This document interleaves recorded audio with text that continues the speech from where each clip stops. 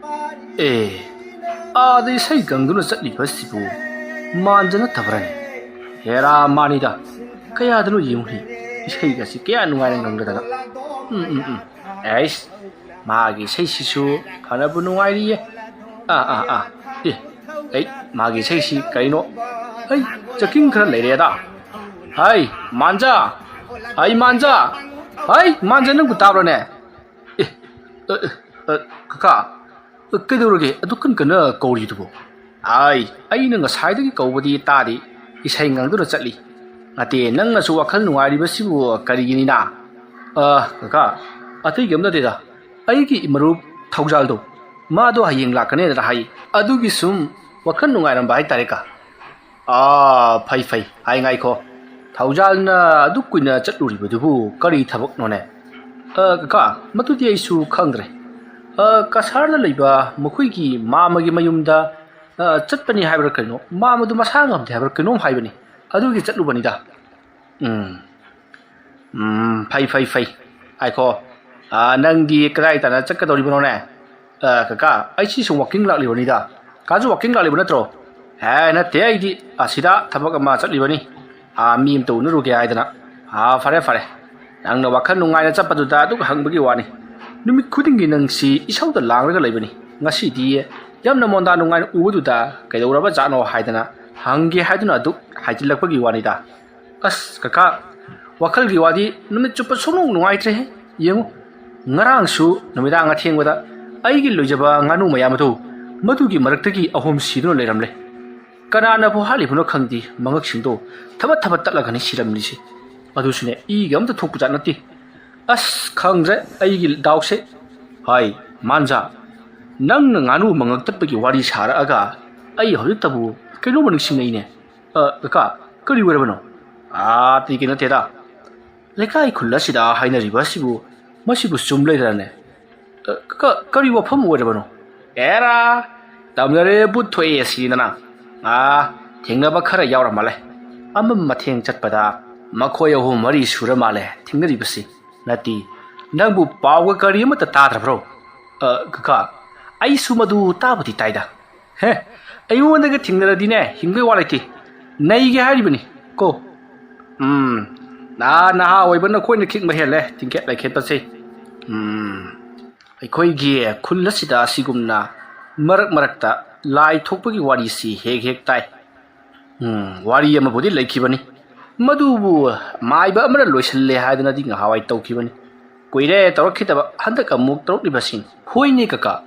aina nga wori ngai pungkak chawrokpadasu lai talibani haidana lekai khulasta lariba mi punamak yumthong khudingi sidaida koichat chatna yana kha jangunda ahingi matamda karinoma tawbra kainom tawkibani adugi matung handak amuk tawrlibasin mani mado lai talibani tai krishna teda pukham da ching khara haple hairaga amaibana khikto u hachai thu u haidana saitho khiba khatani fare nangsu dumak cha walking chalo aisu thabak si anong si ngalak labani na thabak chalamba tare amukta miru na rukhige hoi kaka phajana chatpiyu lai thingani ko hojiki matamdabu lai gaina thulot labadi nei ge haribani ne asomna manja matumta ngang tuna adumak chatki matam adu ta lekai adugi ahal loiriba kaka aduna tauri siyo lai thaje dabaga su tauri thengadri ngai tauri bani hek thengnabada makhoina hena kigi tauri bani asomna hayam naka maksu mi unabagi thabaga da adumak chatkhri numit adugi nungthil adu da makhoi nupa macha khara lampak ta sanaduna leiri asomna makhoina sanduna leiri ngai lampak adu da akanba nuksit silakhi nuksit aduna kaman khibana lampak adugi matai da hauriba uwa singada amuk toiba fara hai khibani adumna torakpa adu da lekai adu leinariba angang sanaba chatkhiba yum adugi yumbu sing lampak adu ta chinsindarakle aduga macha singbu yumda pukhina ba yamna kana honarakhi tawriba mataw adu da khul adugi ahal sing yamna mipai nakhi maramdi atai atopa mafam singdati nuksit amata sitraga lampak adu khatada adu kana nuksit silibato karigino lai lakliba jala haiduna ꯄꯤꯛꯂꯤꯕ ꯑꯉꯥꯡꯁꯤꯡꯗꯤ ꯇꯧꯔꯤꯕ ꯃꯇꯧ ꯑꯗꯨꯗ ꯀꯤꯗꯨꯅ ꯀꯞꯅ ꯂꯥꯎꯅꯔꯤ ꯑꯁꯨꯝꯅ ꯇꯧꯗꯨꯅ ꯌꯨꯝꯗꯒꯤ ꯊꯣꯛꯂꯛꯄ ꯃꯤꯑꯣꯏꯁꯤꯡꯅ ꯃꯥꯒꯤ ꯃꯆꯥꯁꯤꯡ ꯂꯝꯄꯥꯛ ꯑꯗꯨꯗ ꯃꯊꯪ ꯂꯣꯏꯅ ꯄꯨꯁꯟꯅꯈ꯭ꯔꯕ ꯇꯨꯡꯗ ꯍꯧꯖꯤꯛꯇꯤ ꯂꯝꯄꯥꯛ ꯑꯗꯨꯗ ꯀꯅꯥ ꯑꯃꯠꯇ ꯂꯩꯍꯧꯗ꯭ꯔꯤ ꯂꯩꯀꯥꯏ ꯈꯨꯜ ꯑꯗꯨꯒꯤ ꯑꯍꯜꯁꯤꯡ ꯈꯔꯅ ꯇꯧꯔꯤꯕ ꯃꯇꯧ ꯑꯗꯨ ꯌꯦꯡꯁꯤꯟꯗꯨꯅ ꯂꯩꯍꯧꯔꯤ ꯑꯁꯨꯝꯅ ꯌꯦꯡꯗꯨꯅ ꯂꯩꯔꯤꯕ ꯃꯤꯌꯥꯝꯁꯤꯡ ꯑꯗꯨꯒꯤ ꯃꯔꯛꯇ ꯌꯥꯎꯔꯤꯕ ꯀꯥꯅꯟꯅ ꯂꯩꯀꯥꯏ ꯑꯁꯤꯗ ꯇꯧꯔꯛꯂꯤꯕꯁꯤꯕꯨ ꯀꯝꯗꯧꯔꯤꯗꯅꯣ ꯅꯍꯥꯟꯋꯥꯏꯗꯁꯨ ꯑꯁꯤꯒꯨꯝꯅ ꯇꯧꯕ ꯂꯩꯈ꯭ꯔꯕꯅꯤ ꯍꯟꯗꯛ ꯑꯃꯨꯛꯀ ꯇꯧꯔꯛꯂꯕꯗꯤ ꯑꯣꯟꯊꯣꯛ ꯑꯅꯥꯇꯩ ꯆꯥꯔꯣꯏꯗꯧꯔꯤꯗ꯭ꯔꯥ ꯃꯃꯥꯡ ꯊꯛꯇꯁꯨ ꯑꯃꯥꯏꯕ ꯑꯃꯅ ꯇꯥꯏꯅꯕꯗꯒꯤ ꯄꯨꯡꯐ ꯐꯔꯨꯔꯕꯅꯤ ꯀꯔꯤꯅꯣ ꯍꯧꯖꯤꯛ ꯑꯃꯨꯛ ꯇꯧꯔꯛꯂꯤꯕꯁꯤꯅ ꯀꯅꯥꯅ ꯑꯃꯨꯛ ꯍꯧꯗꯣꯛꯂꯨꯔꯕꯖꯥꯠꯅꯣ ꯑꯁꯨꯝꯅ ꯀꯥꯅꯟꯅ ꯍꯥꯏꯔꯛꯄꯗꯨꯗ ꯃꯅꯥꯛ ꯑꯗꯨꯋꯥꯏꯗ ꯂꯦꯞꯃꯤꯟꯅꯔꯤꯕꯁꯤꯡ ꯑꯗꯨꯅ ꯑꯃꯕꯨ ꯑꯣꯏꯔꯦ ꯀꯔꯤꯒꯨꯝꯕ ꯍꯥꯏꯅꯕꯤꯗꯨꯅ ꯊꯣꯛꯂꯛꯄ ꯑꯣꯏꯔꯝ ꯇꯥꯔꯒꯗꯤ ꯁꯤ ꯃꯅꯥꯗꯤ ꯈꯔ ꯀꯨꯡꯂꯅꯤ ꯅꯍꯥꯟꯋꯥꯏꯗ ꯅꯨꯃꯤꯠ ꯇꯥꯗ꯭ꯔꯤꯉꯩ ꯆꯥꯛ ꯊꯣꯡꯂꯦ ꯍꯥꯏꯔꯒ ꯅꯨꯃꯤꯗꯥꯡ ꯊꯣꯡ ꯆꯦꯆꯠ ꯂꯣꯜꯂꯒ ꯇꯨꯝꯅꯕꯗꯨ ꯃꯗꯨꯅꯤ ꯇꯧꯔꯛꯀꯗꯧꯔꯤꯕꯁꯤ ꯑꯩꯗꯤ ꯅꯨꯡꯗꯥꯡ ꯃꯌꯥꯝꯒ ꯄꯨꯟꯕꯗꯨ ꯂꯥꯛꯆꯔꯔꯣꯏ ꯌꯨꯝꯗꯒꯤ ꯃꯄꯥꯟ ꯊꯣꯛꯆꯔꯔꯣꯏ ꯍꯥꯏꯔꯤꯕ ꯍꯦꯔꯥ ꯅꯪꯁꯨ ꯑꯣꯟꯊꯣꯛꯅ ꯄꯥꯡꯃꯟꯈꯤꯗ꯭ꯔꯦ ꯍꯦꯔꯥ ꯅꯪꯅ ꯍꯦꯟꯅ ꯉꯥꯎꯖꯈ꯭ꯔꯦ ꯂꯥꯏꯒ ꯃꯤꯒꯕꯨ ꯄꯥꯟꯅꯕ ꯌꯥꯕ꯭ꯔꯣ ꯏꯁꯨꯝ ꯏꯃꯥꯟꯅꯕ ꯃꯁꯦꯝ ꯑꯣꯏꯕ ꯇꯥꯔꯒꯗꯤ ꯄꯥꯡꯒꯜ ꯆꯥꯡꯖꯦꯟꯅꯕ ꯌꯥꯏ ꯂꯥꯏꯗ ꯀꯟ ꯁꯥꯔꯗꯤꯅꯦ ꯊꯋꯥꯏ ꯃꯥꯡꯖꯒꯦꯇꯅꯤ ꯍꯣꯏꯅꯦ ꯑꯗꯨꯕꯨꯗꯤ ꯆꯨꯝꯃꯤꯅꯤ ꯑꯗꯨꯕꯨ ꯍꯥꯏꯕꯕꯨ ꯀꯩꯗꯧꯔꯕꯅꯣ ꯌꯦꯡꯉꯨ ꯅꯨꯃꯤꯠ ꯇꯥꯁꯤꯜꯂꯛꯂꯕꯅꯤ ꯅꯨꯡꯊꯤꯜꯒꯤ ꯃꯇꯝ ꯂꯣꯏꯁꯤꯜꯂꯛꯂꯦ ꯅꯣꯡꯁꯨ ꯃꯪꯁꯤꯜꯂꯛꯂꯤ ꯇꯥꯒꯗꯧꯔꯤꯕ꯭ꯔꯥ ꯀꯔꯤꯅꯣ ꯌꯨꯝꯗ ꯆꯪꯍꯧꯔꯒꯦ ꯂꯥꯏ ꯀꯤꯔꯕ ꯊꯧꯅꯥ ꯐꯕ ꯅꯣꯏ ꯉꯥꯏꯍꯥꯛ ꯂꯩꯍꯧꯈꯣꯅꯦꯀꯣ ꯑꯁꯨꯝꯅ ꯍꯥꯏꯔꯝꯂꯒ ꯀꯥꯅꯟꯒꯤ ꯃꯅꯥꯛꯇ ꯂꯩꯔꯝꯕ ꯃꯍꯥꯛꯀꯤ ꯃꯃꯥꯟꯅꯕ ꯂꯩꯀꯥꯏ ꯑꯗꯨꯒꯤ ꯃꯍꯥꯛꯀ ꯍꯧꯃꯤꯟ ꯀꯞꯃꯤꯟꯅꯔꯛꯄ ꯃꯃꯥꯟꯅꯕꯗꯣ ꯌꯨꯝꯂꯣꯝꯗ ꯆꯪꯈ꯭ꯔꯤ ꯀꯥꯅꯟ ꯂꯝꯄꯥꯛ ꯑꯗꯨꯗ ꯉꯥꯏꯍꯥꯛ ꯆꯦꯟꯂꯝꯂꯒ ꯂꯩꯔꯤꯕꯁꯤꯡ ꯑꯗꯨꯁꯨ ꯃꯊꯪ ꯆꯪꯅꯈꯤꯕꯗꯨꯗ ꯃꯍꯥꯛꯁꯨ ꯌꯨꯝꯂꯣꯝꯗ ꯄꯔꯞ ꯂꯥꯛꯂꯤ ꯃꯍꯥꯛꯅ ꯑꯁꯨꯝ ꯂꯥꯛꯄꯗ ꯂꯝꯄꯥꯛ ꯑꯗꯨꯗ ꯇꯧꯍꯧꯔꯤꯕ ꯁꯥꯇ꯭ꯔ ꯑꯗꯨꯒꯤ ꯋꯥꯔꯤꯅ ꯊꯦꯡꯅꯕ ꯃꯤꯌꯥꯝꯁꯤꯡ ꯑꯗꯨꯅ ꯋꯥꯔꯤ ꯋꯥꯇꯥꯏ ꯁꯥꯟꯅꯔꯤ ꯑꯁꯨꯝꯅ ꯂꯝꯄꯥꯛ ꯑꯗꯨꯗ ꯇꯧꯔꯝꯕꯗꯣ ꯅꯨꯃꯤꯗꯥꯡ ꯋꯥꯏꯔꯝ ꯌꯧꯁꯤꯜꯂꯛꯄꯗꯒꯤꯗꯤ ꯑꯃꯨꯛ ꯇꯨꯃꯤꯟꯅ ꯂꯩꯈ꯭ꯔꯦ ꯂꯝꯄꯥꯛꯇ ꯇꯧꯔꯝꯕ ꯅꯨꯡꯁꯤꯠ ꯁꯤꯠꯄꯒꯤ ꯁꯥꯇ꯭ꯔꯗꯣ ꯂꯦꯞꯈꯤꯕꯗꯨꯗ ꯀꯔꯤ ꯑꯃꯨꯛ ꯇꯧꯔꯛꯀꯗꯧꯔꯤꯕꯖꯥꯠꯅꯣ ꯍꯥꯏꯗꯨꯅ ꯃꯌꯥꯝꯗꯣ ꯃꯤꯄꯥꯏꯅꯔꯤ ꯃꯁꯤꯗꯒꯤꯗꯤ ꯏꯈꯪ ꯈꯪꯍꯧꯗꯅ ꯅꯣꯡꯗꯣꯟ ꯑꯇꯤꯌꯥ ꯊꯛꯇꯣ ꯑꯃꯨꯕ ꯂꯩꯆꯤꯟ ꯅꯣꯡꯐꯥꯏ ꯊꯥꯡꯖꯤꯜꯂꯛꯂꯤ ꯑꯗꯨꯒ ꯅꯣꯡ ꯇꯥꯔꯝꯗꯥꯏꯒꯤ ꯋꯥꯝꯆꯥꯛ ꯆꯥꯛꯄꯁꯨ ꯍꯧꯔꯛꯂꯤ ꯑꯗꯨꯝꯕ ꯇꯧꯔꯛꯄꯗꯨꯗ ꯂꯩꯀꯥꯏ ꯃꯤꯌꯥꯝ ꯄꯨꯝꯅꯃꯛ ꯀꯔꯤꯅꯣꯍꯦ ꯉꯁꯤꯗꯤ ꯉꯍꯥꯟ ꯃꯈꯩꯒ ꯃꯥꯟꯅꯗꯦ ꯅꯣꯡ ꯇꯥꯔꯝꯗꯥꯏ ꯍꯥꯏꯕꯁꯤꯗꯤ ꯍꯣꯏ ꯈꯔꯕꯨꯗꯤ ꯃꯝꯅꯩ ꯑꯗꯨꯕꯨ ꯉꯁꯤꯒꯤꯗꯤ ꯑꯣꯟꯊꯣꯛꯅ ꯃꯝꯈ꯭ꯔꯦꯗ ꯅꯨꯃꯤꯠ ꯄꯨꯡꯇꯥ ꯇꯥꯕꯁꯨ ꯅꯠꯇꯦ ꯍꯥꯏꯗꯨꯅ ꯃꯌꯥꯝ ꯋꯥꯔꯤ ꯋꯥꯇꯥꯏ ꯁꯥꯟꯅꯔꯤ ꯑꯁꯨꯝꯅ ꯇꯧꯗꯨꯅ ꯉꯔꯪ ꯋꯥꯔꯤ ꯀꯌꯥ ꯁꯥꯟꯅꯅ ꯃꯇꯝ ꯑꯗꯨ ꯍꯧꯈꯤꯕꯅ ꯍꯧꯖꯤꯛꯇꯤ ꯅꯨꯃꯤꯗꯥꯡ ꯑꯣꯏꯔꯤ ꯅꯨꯃꯤꯗꯥꯡꯒꯤ ꯄꯨꯡ 9-9 ꯇꯥꯔꯛꯄ ꯑꯗꯨꯋꯥꯏꯗ ꯅꯣꯡ ꯊꯤꯂꯤ ꯇꯥꯕ ꯍꯧꯔꯛꯂꯤ ꯃꯇꯝ ꯑꯗꯨꯗ ꯃꯌꯥꯝꯅ ꯅꯣꯡ ꯊꯤꯂꯤ ꯇꯥꯕꯅꯤꯅ ꯍꯧꯖꯤꯛꯇꯤ ꯂꯩꯀꯥꯏ ꯑꯗꯨꯗ ꯂꯩꯔꯤꯕ ꯃꯤ ꯄꯨꯝꯅꯃꯛ ꯌꯨꯝꯗꯒꯤ ꯀꯅꯥꯃꯠꯇ ꯃꯄꯥꯟ ꯊꯣꯛꯅꯗ꯭ꯔꯤ ꯗꯨꯀꯥꯟꯁꯤꯡꯁꯨ ꯑꯗꯨꯃꯉꯥꯏ ꯉꯟꯇꯥꯅ ꯊꯣꯡ ꯂꯣꯜꯂꯤ ꯅꯣꯡꯒ ꯇꯥꯕꯗꯨꯗ ꯉꯍꯥꯟ ꯃꯈꯩꯗꯤ ꯂꯩꯀꯥꯏ ꯑꯗꯨꯗ ꯂꯩꯕ ꯑꯍꯟꯁꯤꯡ ꯍꯪꯆꯤꯠ ꯂꯥꯡꯕ ꯑꯣꯏꯅ ꯗꯨꯀꯥꯟꯗ ꯅꯠꯇ꯭ꯔꯒꯅ ꯂꯩꯔꯛ ꯃꯆꯤꯜꯗ ꯂꯩꯔꯤꯕ ꯈꯣꯡꯅꯥꯡ ꯑꯇꯩ ꯃꯐꯝꯁꯤꯡꯗ ꯁꯂꯨꯞ ꯐꯝꯗꯨꯅ ꯂꯩꯕꯅꯤ ꯑꯗꯨꯕꯨ ꯉꯁꯤꯗꯤ ꯄꯥꯈꯪ ꯃꯆꯥ ꯑꯃꯗꯤ ꯑꯍꯜꯁꯤꯡ ꯑꯃꯠꯇ ꯂꯩꯄꯨꯡ ꯐꯝꯗ꯭ꯔꯦ ꯑꯁꯨꯝꯅ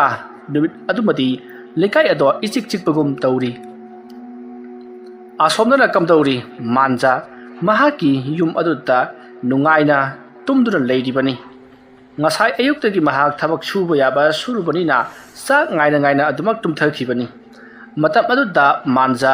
ꯃꯍꯥꯛꯀꯤ ꯃꯃꯥꯅ ꯆꯥꯛ ꯂꯣꯏꯔꯦ ꯍꯥꯏꯗꯨꯅ ꯍꯧꯗꯣꯔꯛꯄꯗꯣ ꯇꯥꯕꯗ ꯃꯍꯥꯛ ꯃꯤꯀꯞ ꯊꯣꯔꯛꯂꯤ ꯉꯁꯥꯏ ꯅꯨꯡꯖꯥ ꯆꯪꯂꯛꯄꯗꯒꯤ ꯊꯣꯡꯈꯤꯕ ꯆꯥꯛꯅꯤ ꯍꯧꯖꯤꯛꯇꯅ ꯂꯣꯏꯔꯤ ꯃꯥꯜꯂꯦꯅꯦ ꯀꯔꯤꯅꯣ ꯁꯤꯗꯤ ꯀꯩꯅꯣ ꯏꯁꯥꯁꯤꯅ ꯆꯅꯞ ꯂꯥꯎꯔ ꯀꯩꯅꯣ ꯁꯤꯗꯤ ꯏꯅꯤꯅꯦꯍꯦ ꯀꯩꯅꯣ ꯁꯤꯗꯤ ꯏꯃꯥꯎ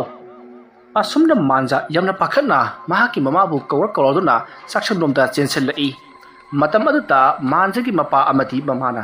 ꯃꯥꯟꯖꯥꯅ ꯇꯥꯐꯤꯡ ꯀꯧꯔꯛꯄꯗꯨꯗ ꯌꯥꯝꯅ ꯄꯥꯈꯠꯅ ꯀꯩꯗꯧꯔꯦ ꯍꯥꯏꯗꯨꯅ ꯂꯥꯎꯗꯨꯅ ꯃꯈꯣꯏꯁꯨ ꯆꯥꯛꯈꯨꯝꯂꯣꯝꯗꯒꯤ ꯆꯦꯟꯊꯣꯔꯛꯏ ꯃꯇꯝ ꯑꯗꯨꯗ ꯃꯥꯟꯖꯥꯅ ꯌꯦꯡꯉꯨ ꯑꯩꯒꯤ ꯏꯁꯥꯗ ꯏ ꯇꯩꯔꯝꯃꯤ ꯑꯁꯨꯝꯅ ꯍꯥꯏꯔꯒ ꯃꯍꯥꯛꯅ ꯃꯁꯥꯗ ꯇꯩꯔꯝꯕ ꯏꯁꯤꯡ ꯑꯗꯣ ꯌꯦꯡꯍꯟꯒꯦ ꯍꯥꯏꯗꯨꯅ ꯃꯈꯨꯠ ꯇꯤꯡꯊꯣꯛꯂꯨꯕꯗꯗꯤ ꯃꯈꯨꯠꯇ ꯏ ꯑꯃꯠꯇ ꯇꯩꯔꯝꯗ꯭ꯔꯤ ꯇꯧꯔꯤꯕ ꯃꯇꯧ ꯑꯗꯨꯗ ꯃꯥꯟꯖꯥ ꯉꯛꯄꯗ ꯊꯦꯡꯂꯤ ꯃꯁꯤꯗꯒꯤꯗꯤ ꯃꯥꯟꯖꯥꯅ ꯍꯧꯖꯤꯛꯇ ꯑꯩꯅ ꯌꯥꯍꯧꯔꯛꯄꯗ ꯑꯩꯒꯤ ꯏꯁꯥꯗ ꯏ ꯇꯩꯗꯨꯅ ꯂꯩꯔꯝꯃꯤ ꯑꯩꯅ ꯆꯅꯞ ꯂꯥꯎꯏ ꯍꯥꯏꯗꯨꯅ ꯌꯦꯡꯂꯨꯕꯗ ꯏ ꯑꯣꯏꯔꯝꯃꯤꯕꯅꯤ ꯍꯥꯏꯗꯨꯅ ꯋꯥꯔꯤ ꯂꯤꯔꯤ ꯋꯥꯐꯝ ꯑꯗꯨꯗ ꯃꯥꯟꯖꯥꯒꯤ ꯃꯄꯥꯕꯨꯡ ꯑꯃꯗꯤ ꯃꯃꯥꯗꯣ ꯍꯥꯏꯐꯦꯠ ꯌꯦꯡꯅꯩ ꯑꯗꯨꯒ ꯃꯃꯥꯅ ꯌꯥꯔꯦ ꯌꯥꯔꯦ ꯆꯥꯛ ꯀꯥꯊꯣꯛꯅꯕ ꯇꯧꯔꯨꯔꯣ